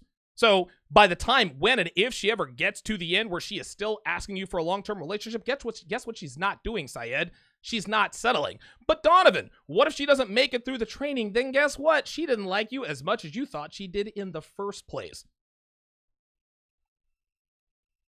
All right. Thank you for answering my question. No problem at all. Thanks so much.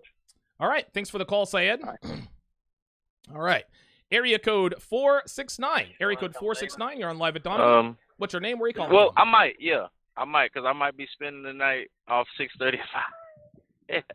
Say what? Hello? Yes. You're on live at Donovan, my friend. Oh, how you doing, Donovan? This Dub from Dallas. Dub from Dallas. How you doing, brother? Ain't not much. Everything, I don't think there's no coincidences in the universes. You and Minister Jap speaking on, Minister Jap today was the 15 females not to marry. Oh, and then, wow. I didn't even know that. You're giving things, to watch out for. Absolutely. Now, I'm going to be honest. I am the example of what not to do because, like I said, I'm going through a divorce, right? Mm-hmm.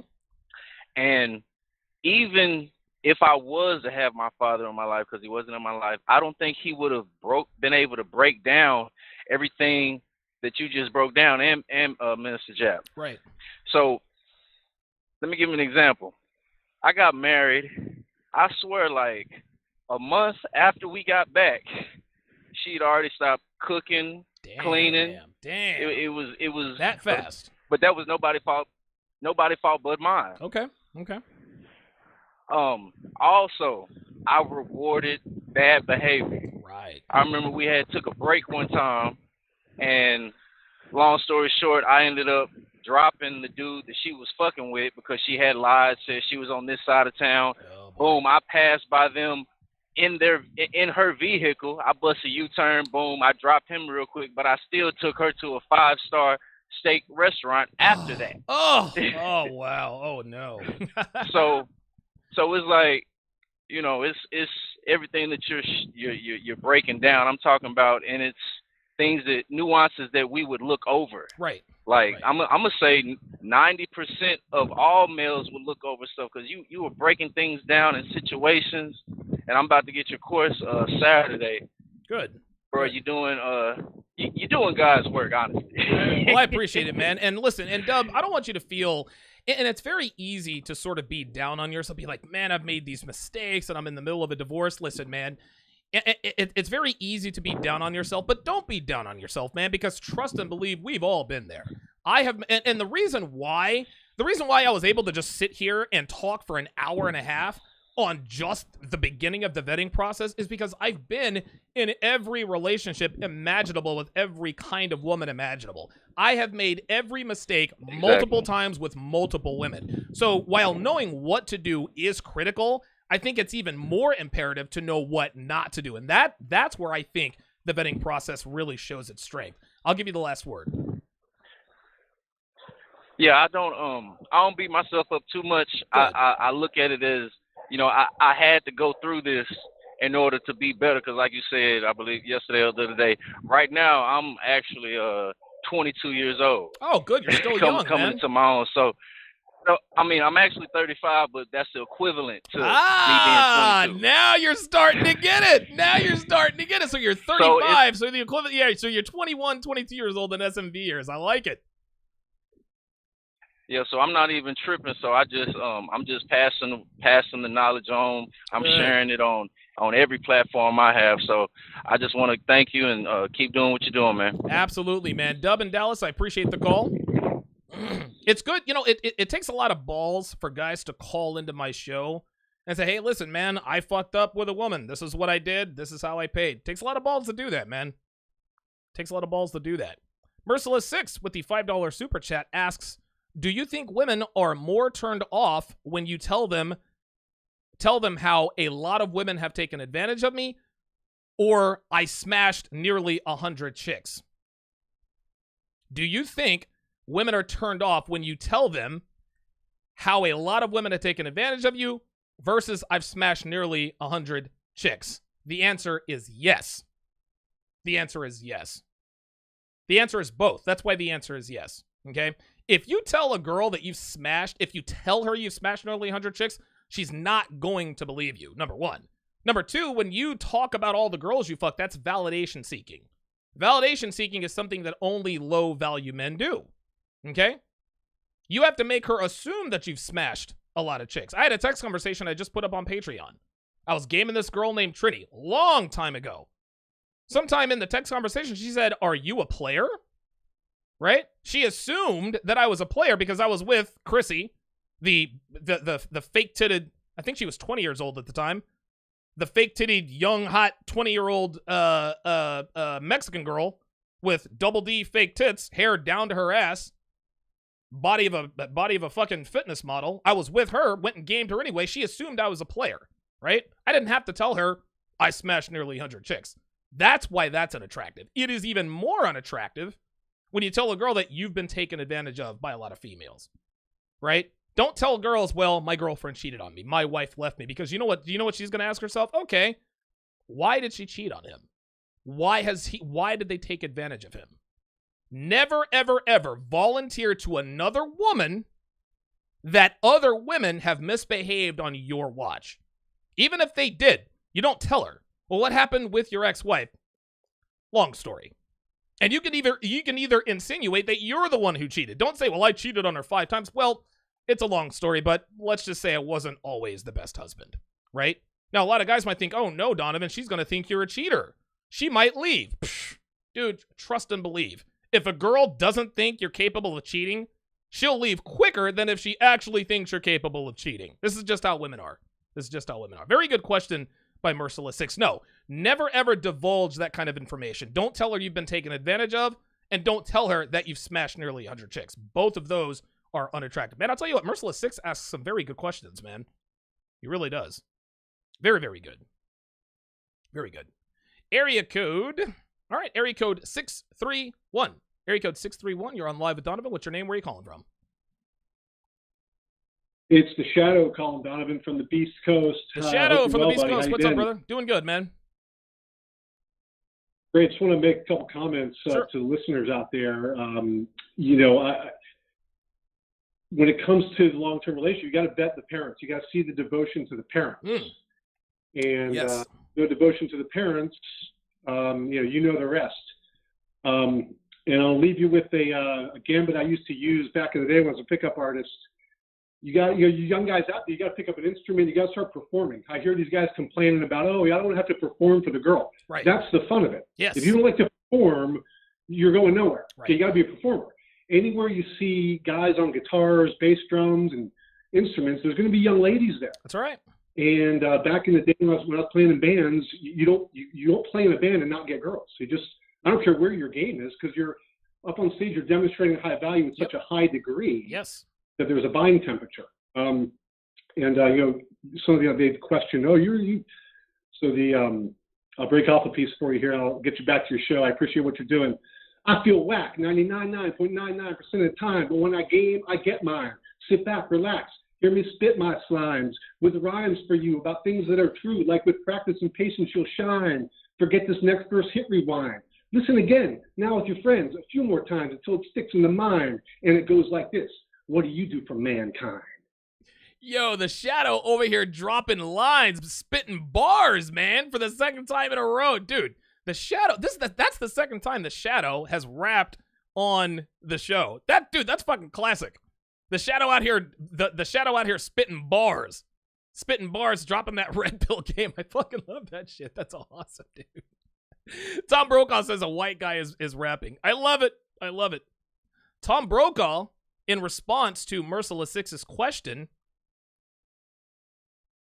to should I tell women that you've been taken advantage of a lot, he says, don't do that. It's like telling a con artist you've been conned too many times. Brilliant answer.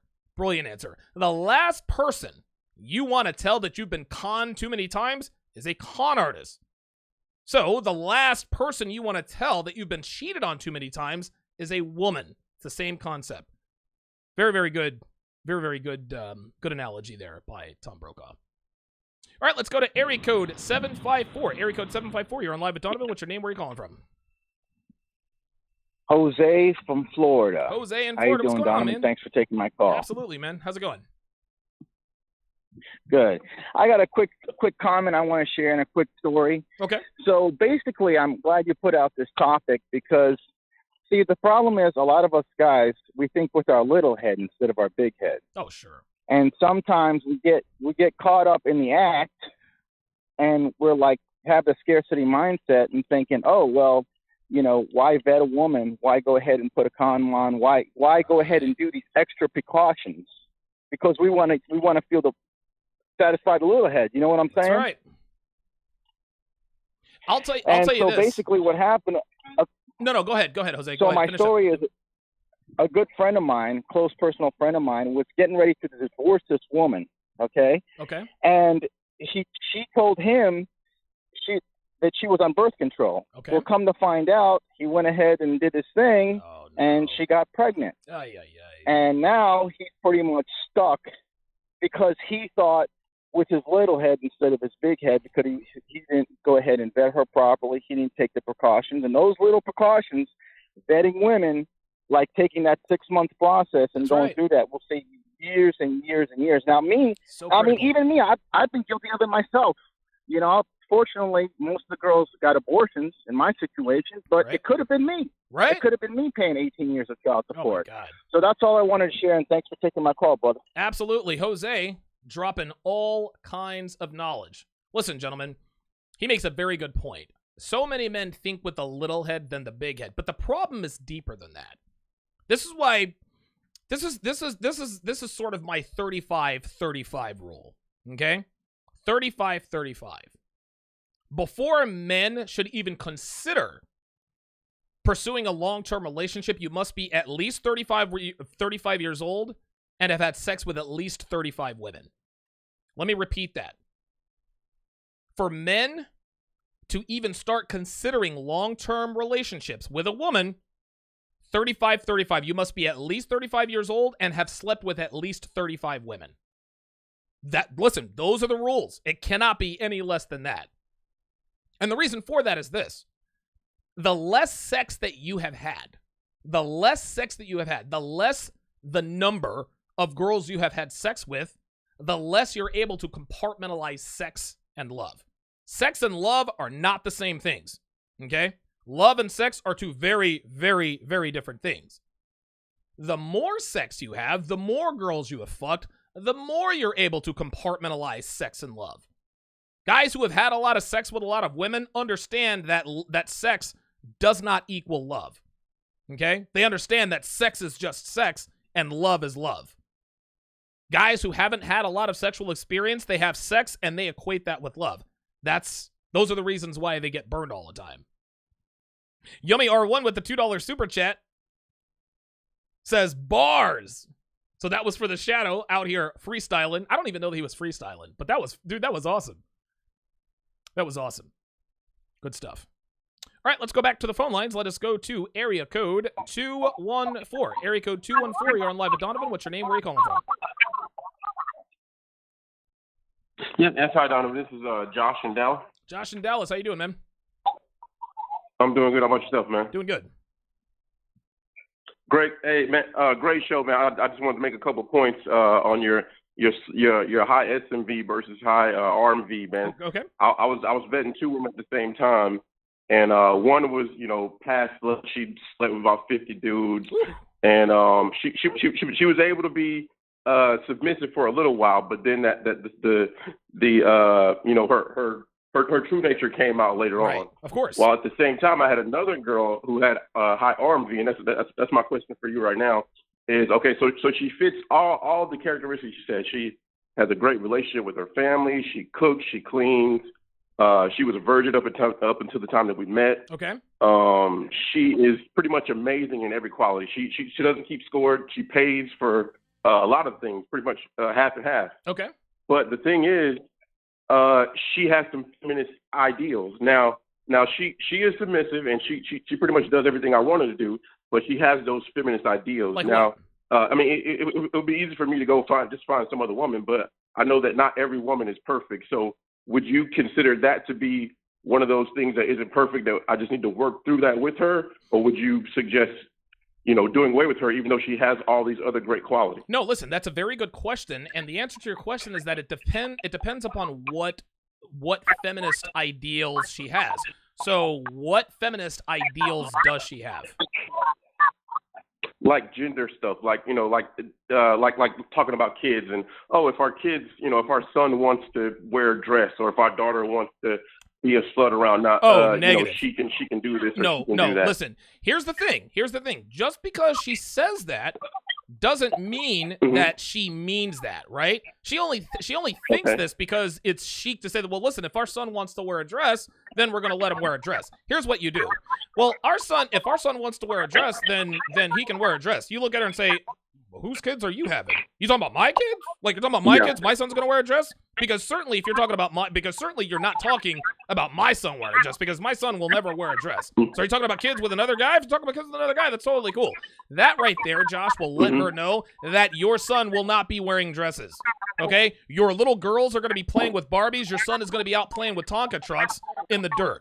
Your boys will be masculine. Your girls will be feminine. You have to let her know. If she pushes back on that, if she tells you, well, listen, if I want my son to wear dresses, then damn it, our son's going to wear dresses. At that point, Josh, that's when you need to drop her. Otherwise, you'll end up in the same situation Dwayne Wade is in. He married Gabrielle Union. All of a sudden, he's got a son, Zion, who now wants to be called Zaya and wants to be a woman because he came home at 10 years old and wants to live his truth. No. Dwayne Wade didn't vet Gabrielle Union properly. Now, this has a lot to do with the fact that he was raised only by his mother, right, who is also a preacher, as it happens, who was also a crackhead. That's for another day in time.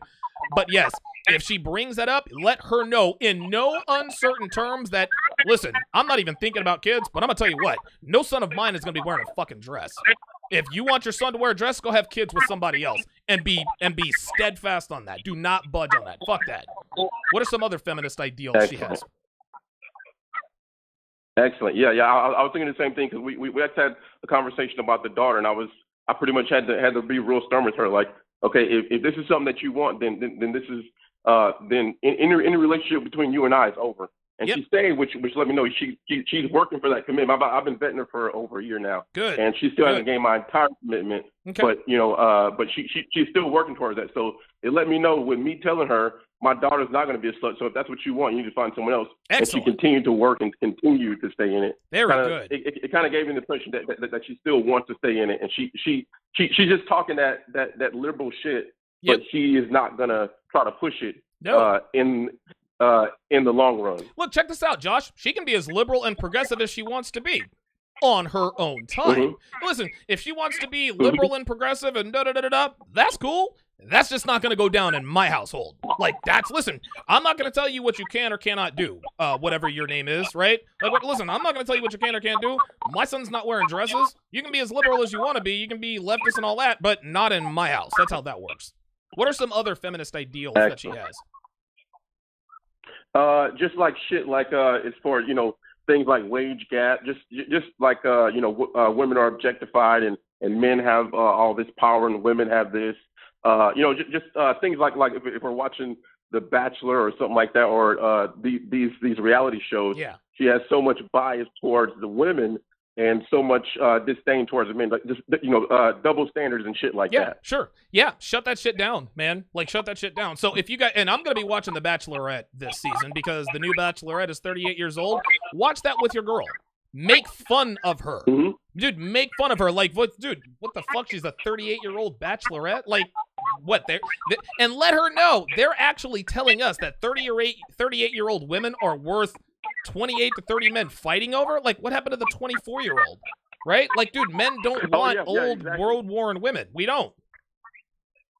Yeah, exactly. Yeah. We actually got into that argument the other day because I messaged her and told her that the new bachelorette was 38. Yep. And I was making fun of it, talking about this old ass lady is a new bachelorette who can't have kids, can't do this. You're going to start a new relationship with some 38-year-old woman. Yep. And she was kind of getting a little bit upset about that. Good. But I kept pushing it like she's old as shit. Yeah, right. She's a fucking old lady. She does not look like she did when she was 28. Oh my God, you're so sexist. Yeah, what else is new? That's what you tell her, Josh. Oh my God, you're such a misogynist. Yeah, but you love it. Right? Oh my God, you're such a chauvinist pig. Yep, join the club. Exactly. Yeah. She called me a misogynist, but she still is in love with me and stuff like that. Right. So yeah, exactly. Right. If she said, "Oh, you're a misogynist," yeah, the only one you'll love. Now get on your knees. Yeah, man. Listen, if you stand strong, at some point, not only will she stop pushing this stuff on you, she'll actually start to adopt your mindset. Because I'll tell you this, Josh, and this will be the last thing I tell before I let you go. Women don't believe anything on their own. They only believe what the strongest men in their lives believe. If you are red pill aware and you are the strongest man in her life, guess what? She will be a red pill woman. Right now, she's sort of testing you. All right, I'm a liberal. I believe in the wage gap. I believe in feminism. And this is all done subconsciously. I'm going to push this on. I'm going to say this and say that. And she thinks that she's standing up for what she believes in. But deep down, she's really testing to see if you really are who you say you are. She wants to see if she's going to change you. And if you continue to show her that she's not going to change you and that it's my way or you can hit the fucking highway, she'll either fall in or she'll fade out. Either way, you at that point she knows what she has to do and what she shouldn't do, or what she has to do and what she doesn't have to do to keep your commitment. So it's good that she's still around. So I wouldn't say that these are deal breaker qualities, but keep your eyes open, Josh, because if you don't see a substantial change in her narrative, you might be fighting an uphill battle. You do not want to commit to a woman. You do not want to commit to a woman you're always having to butt heads with. She either buys in to what you believe in or she can get to stepping. That's what that comes down to. Excellent, man. I really appreciate that, man, because like I said, I've been racking my brain back and forth. I was dealing with a girl that was a little bit more promiscuous, but a little bit more, I was able to keep her in line while I had this other girl over here with a high relationship market value. There you go. But she was kind of butting heads with this feminist ideology, and it was I was kind of wondering which one I should choose. But obviously, you choose the one with the high relationship market value. Of course, all women definitely appreciate that, man. Absolutely, all women, and thanks for the call, Josh in Dallas. All women believe in different parts of the feminist ideology, or at least they say they do. But if they get with the right man, if they think that you're worth giving up all of these feminist ideals for, they'll do it. They will absolutely do it. All of a sudden, if she wants to get with you, now all of a sudden there's no such thing as the wage gap. All of a sudden they're making fun of Claire, whatever the hell her last name is, being a 38-year-old bachelorette. If she really loves you and wants to be with you, if you are the strongest, highest value male in her life, she will adopt your ideology.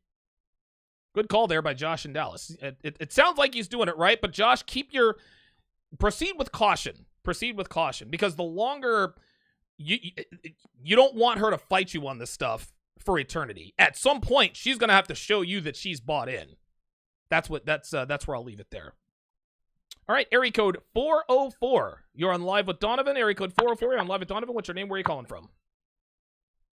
Hey, what's going on, big bro? This is Warren from Atlanta. Warren in Atlanta. What's going on, brother? Nothing much. How you doing, man? Doing good, brother. All right. So, yeah, now let's do a tip of my situation. So, I'm 30 years old. Okay. Getting ready to sell my house, and I have a girl. I've been together 2 years now. She's 25. I mean, she got everything together. I mean, own house, registered nurse, getting ready to move up, go get a master's degree. She's just an excellent girl, but I'm trying to think, do I want to move in with her or not, man? No. Don't do it. Do not do it, right, Warren. Because if you move in with her, she can put you out. Okay? See, here's the thing. And a lot of guys are very anti-cohabitation for very good reason. I get it. I'm in a cohabitating relationship, right? But the reason why I'm in a cohabitating relationship is because Devin can't put me out of this place. She can't say, Donovan, you have to go. Okay? If you put yourself in a vulnerable position where she can legally put you out of your domicile, not only will she lose respect for you, you can't really put your foot down, right? You can't make rules, you can't make edicts, you can't make demands, because at the end of the day, Warren, if she says, no, I'm not going to do it, what are you going to do, Warren? Leave? You live together. What's more is that it's her house. You can't put her out of her own house, right? If Devin fucks up and does some dumb shit, I can be like, yo, get the fuck out of here. Or I can just be like, you know what? I'm the fuck up out of here. I can come and go as I please. Devin is not, she is not in control of that. Because, so when you move into a woman's place, you relinquish some of that control. And the more control you relinquish, the less attracted she becomes to you. You need to get your own place. Sell your house, but you need to get your own place. And I know she's 25 and she's about her business and all this other kind of stuff. And I know she's a registered nurse. She makes good money. But guess what? You're still the king of your castle. Do not move in with her. If she wants you guys to move in together, she needs to move in with you. She needs to sell her house and move in with you. Right. And it also too, now I appreciate everything, man. Sure. But also too, it's just like she's putting the fire to my ass, man. To the point of she's like, we've been talking for over 2 years. Mm-hmm. You're not talking marriage.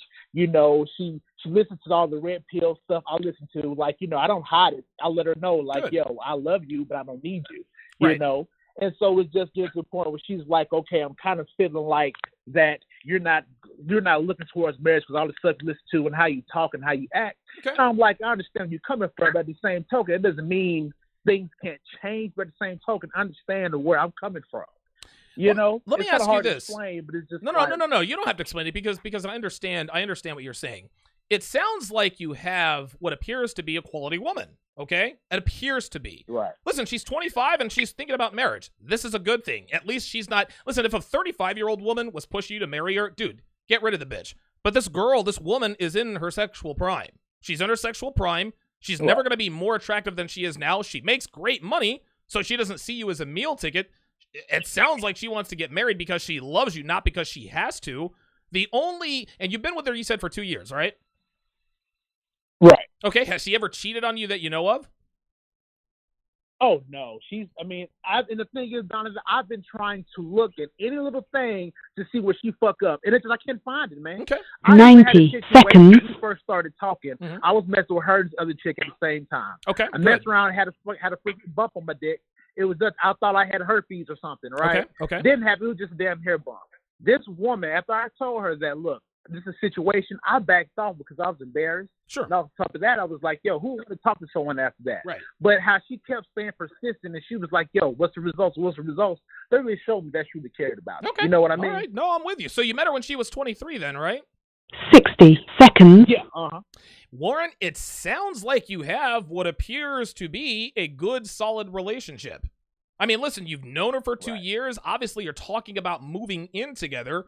If she's serious, it sounds like you guys are serious. 2 years is a long time. Like, let's not just, that's nothing to sneeze at. You both have a lot of time. You guys have both invested a lot of energy and emotion into this, right?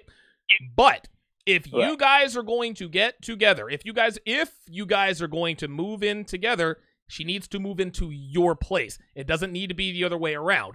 And if you do decide to get married, and I would strongly suggest that you look at the private marriage route, make sure that you do not commit until she puts your name on the deed of the 10 house. seconds. You need to make sure that you have the same legal rights to that house as she does. That way she can't tell you, get the fuck up out of here, right? Because when the cops will be like, yo, my name is on this deed, I have just as much a right to be here as she does. That's what I would do if I were you. I don't know about your whole relationship, but it sounds like you have a pretty solid relationship. You've been with her for 2 years.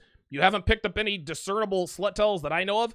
It sounds like you can move forward with this, but do not allow her to pressure you into moving in with her just because she thinks it's time. Let her know, listen, I'm not opposed to moving in, but I'm not moving in with you. You need to move in with me. Well, that means I have to sell my house. Okay, well, you can either sell your house or you can put me on the deed or the mortgage. But if you really want to go all in with me, then we need to make this, you need to make sure that that I have just as much legal right to our property and our place as you do. And she'll understand why. Right, and the thing is, too, now I don't want to keep holding you. Sure, but it's fine. just like I'm selling my house because I bought this house. Mm-hmm. I've been in this house 3 years. It's Okay. just me, no kids or whatever. And I'm like, you know what, instead of paying all this money, let me downsize, cap on the equity, put that in my pocket, and Okay. just be a nomad because I'm in that position where I can be. Well, and so, like, okay, when Warren. I told her that, I real was quick, throwing Warren. little hits at her. She's like, okay, well, I know it kind of threw it down when I said I want to move in with her. It kind of brought her down. Here's You know the what I thing. mean? Well, here's the thing, Warren. You said you wanted to do this so that you could live the nomad lifestyle, right? You're going to have to make a choice, Warren. Right. You can either live the nomad lifestyle or you can be in a long-term relationship with this woman. You can't have it both ways, okay? Listen, if she were 35, then listen, bitch, it's my way or the highway. I'm going to be a nomad. If you want to come along for the ride, that's fine. This woman is 25 years old. She met you when she was 23. She's obviously ride or die. She's young. She's never going to be more attractive. If you're going to be a nomad, you can't expect her to sign off on that, right? So you need to make a choice. You can either be the nomad or you can be in a relationship with her. My advice to you, Warren, if you really want to stay in a relationship with this woman, don't sell your house. Make her sell her house and move in with you rather than you selling your house and moving in with her. That is what I would do if I were you. Right on, Donovan. Okay, yes, sir. I appreciate you so much for everything Absolutely, you do, man. Donovan. I'm all on you, man. Thank you. Not a blessing to you. Blessing. Not a problem, Warren. Appreciate the call. Warren in Atlanta. Yeah, it sounds like he's in a solid situation. He just needs to get her to sell her house and move in with him rather than the other way around. I think they've got a shot. All right. Last 3 phone calls of the day. Area code 248. Area code 248. You're on live with Donovan. What's your name? Where are you calling from? Hi, my name is Kyla, and I'm calling from Michigan. You said Kyla in Michigan? Yes. Okay. How you doing? Okay, so I'm doing good. How are you? Good. Yeah, so I actually just have a question about my relationship. Okay. So, it's kind of a general question. So, like, how do I, kind of, like, do you actually think it's right for my boyfriend to ever listen to me? Or is it just, like, I guess the man is just always supposed to make all of the decisions? Because, like, with my boyfriend, he kind of just says, like, once I made my mind up, I'm not going to reconsider anything. And it's like, I don't know, like, I told him, I'm like, I'm not even trying to, like, just discount what you said, but, like, at least, like, hear me out. So, like, Sure. Do you think that's wrong that I, like, want to have, like, my opinion? Or do you think, like, I'm just supposed to completely...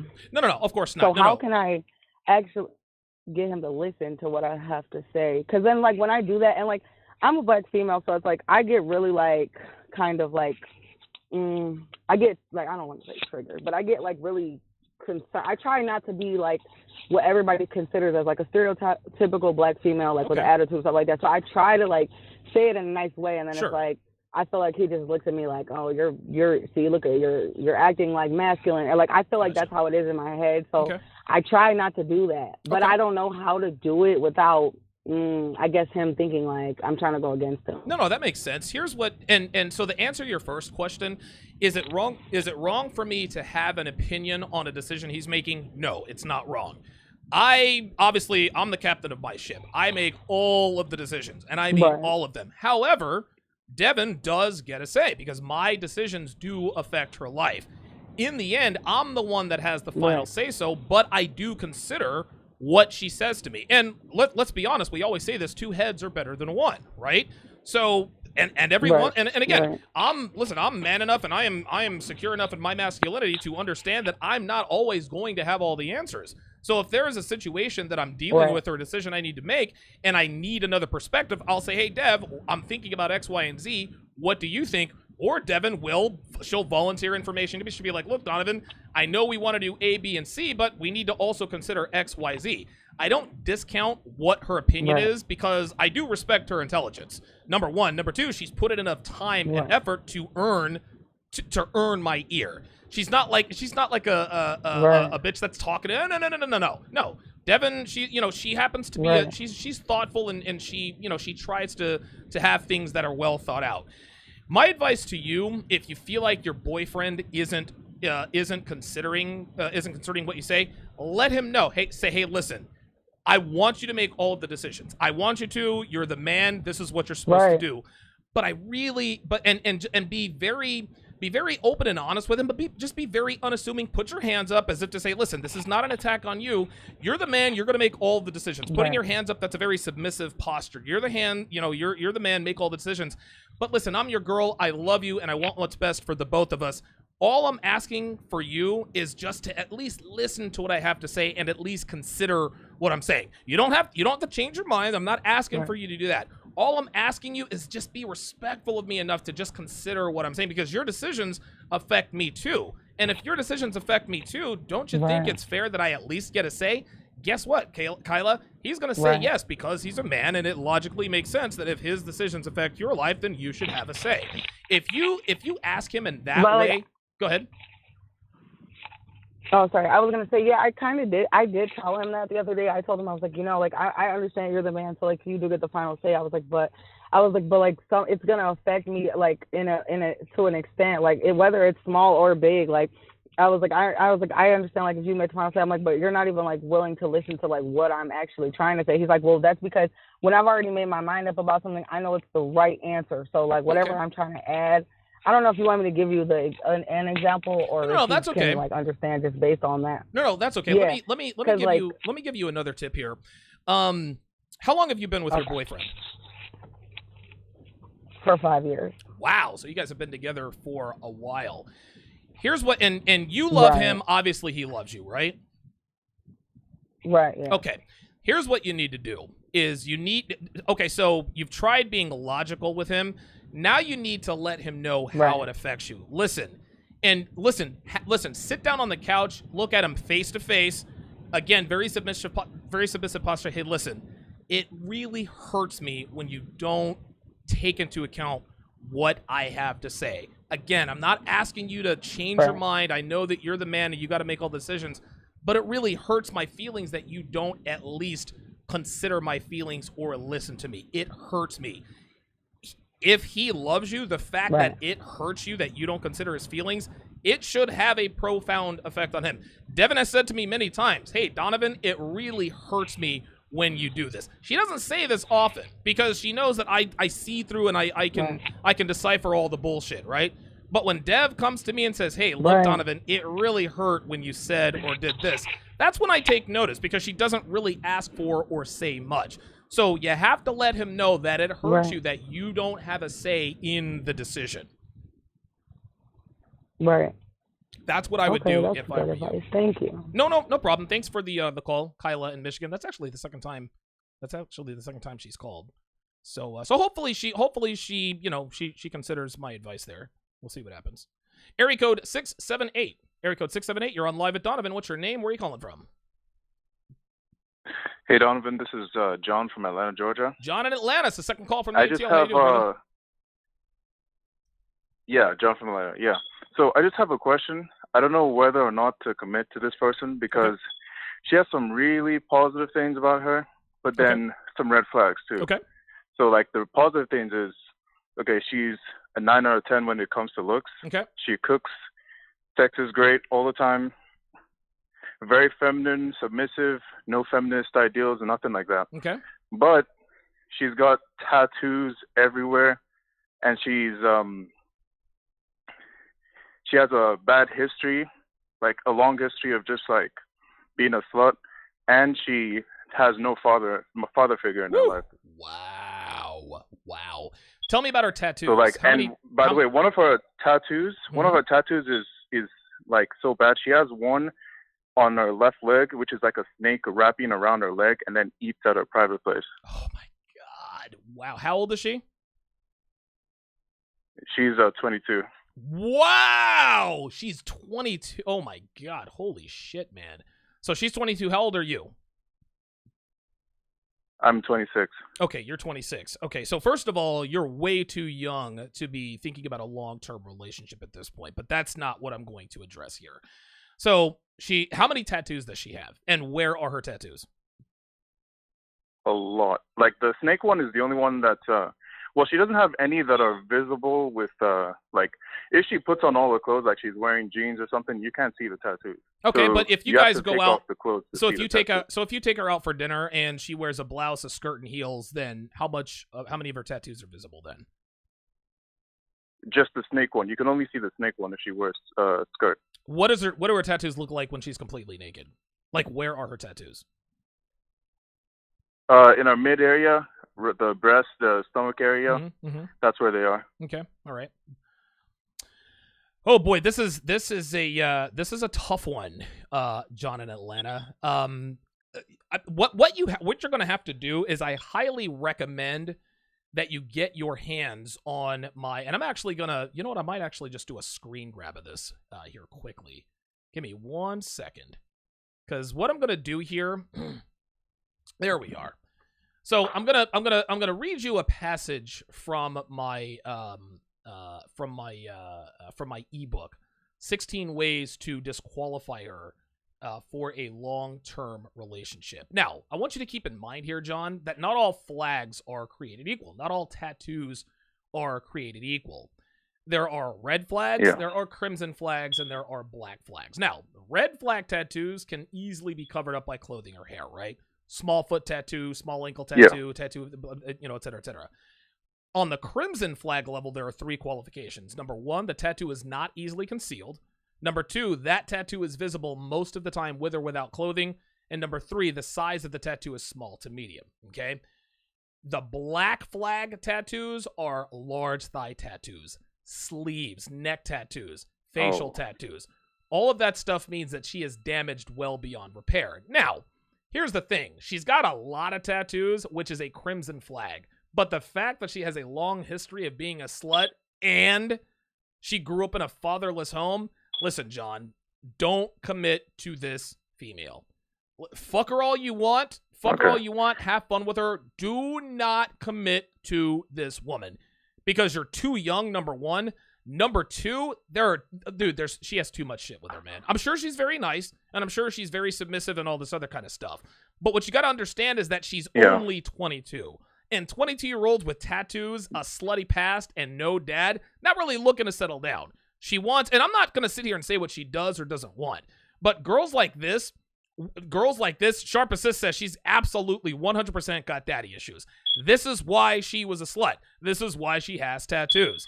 Everything about this woman, John, screams, look at me, right? And I know that you like her and all this other kind of stuff. How long have you been with her? How long have you been seeing her? 8 months, actually. Yeah. Okay. Yeah. Listen, to be honest with you, the time really doesn't matter, man. Don't commit to her. Just continue to fuck her. Maybe be the main fuck buddy or whatever the case may be.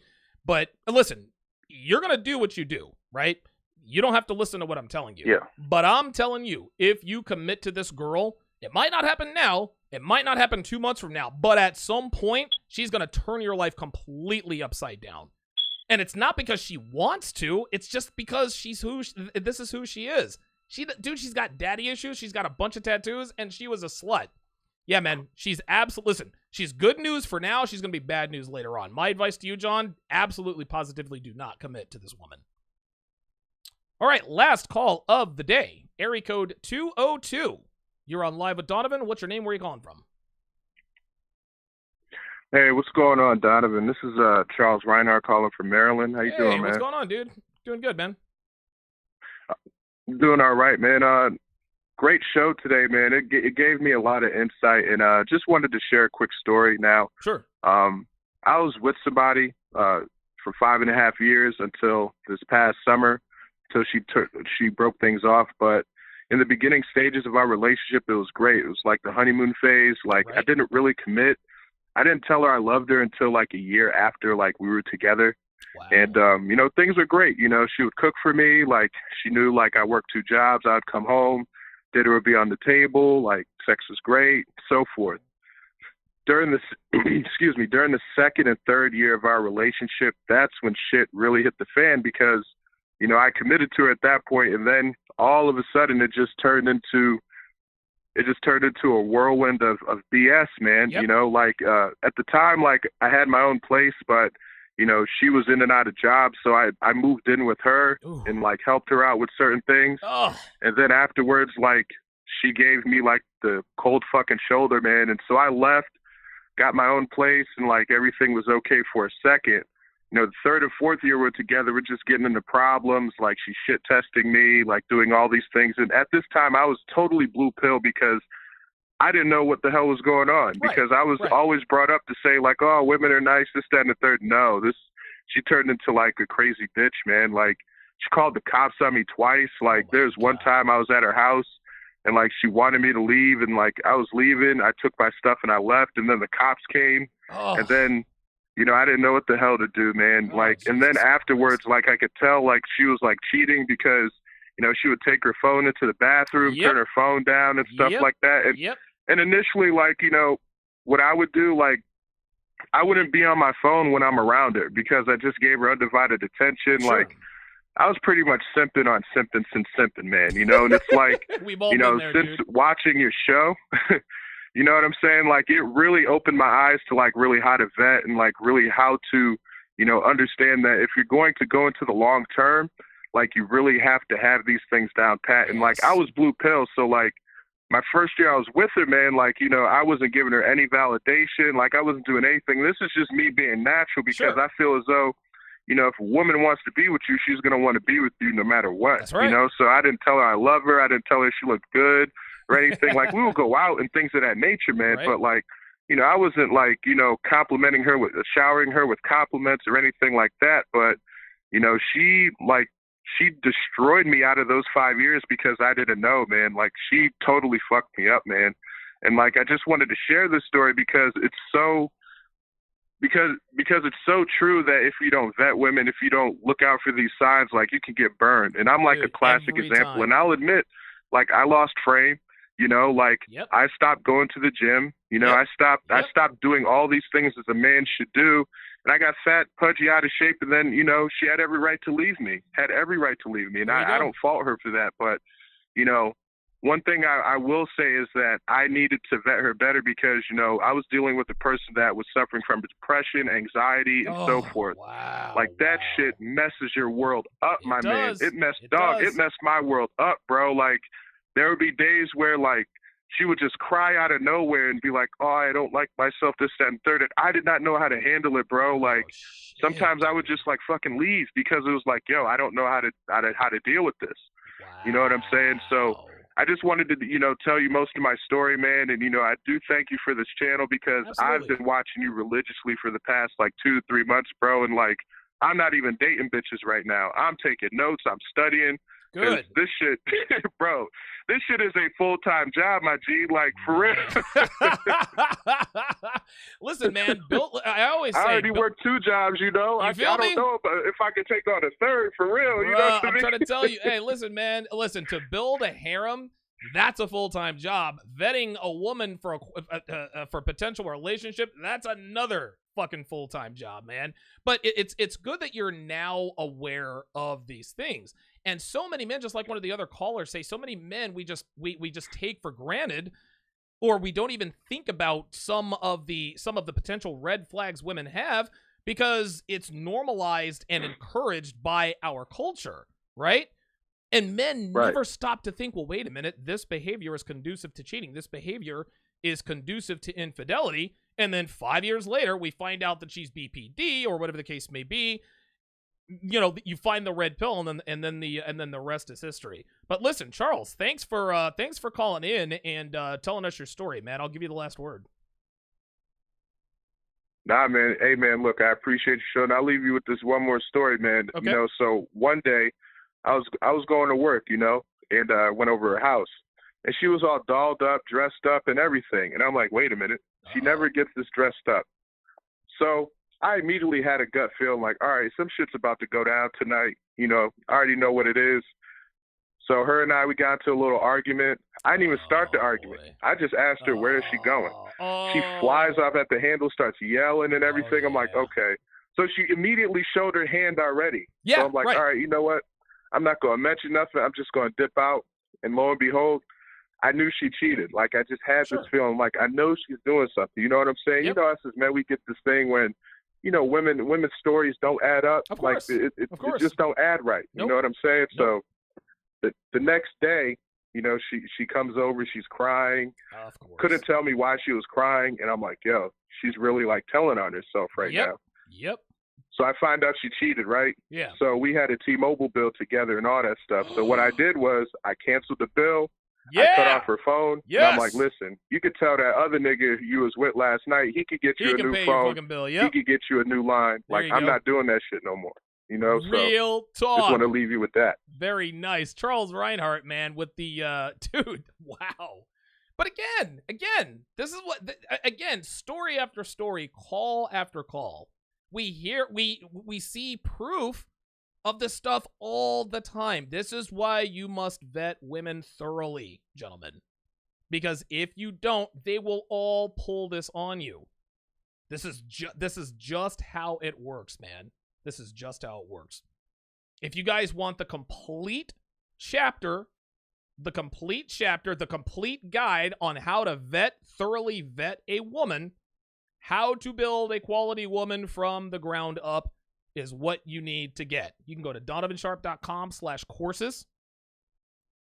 You can go to donovansharpe.com/courses, or you can get the link is actually in the description as well.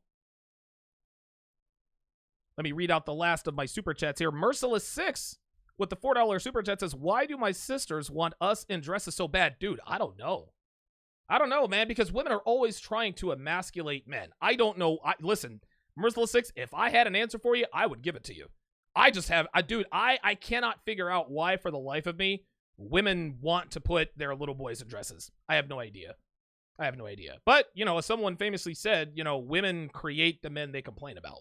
So, Michael Goodlet with the $5 super chat says, made the terrible mistake of moving in with a woman back in the day. Your manhood is never worth it. Plus, women can never handle that kind of power.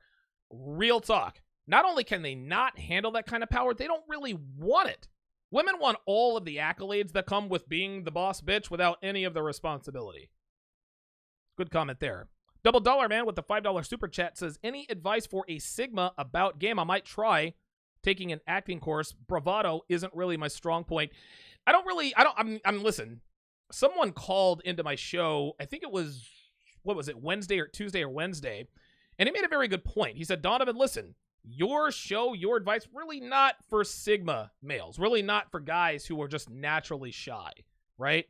Sometimes I know that there are other channels that have game advice for Sigma males, right? So guys who are just completely introverted, but you're on the right track there with taking an acting course. I know that improv courses definitely help to break you out of that shell, because it's almost like it's social interaction with the safety net. It's not real, so you kind of get used to putting your balls out there and being like that.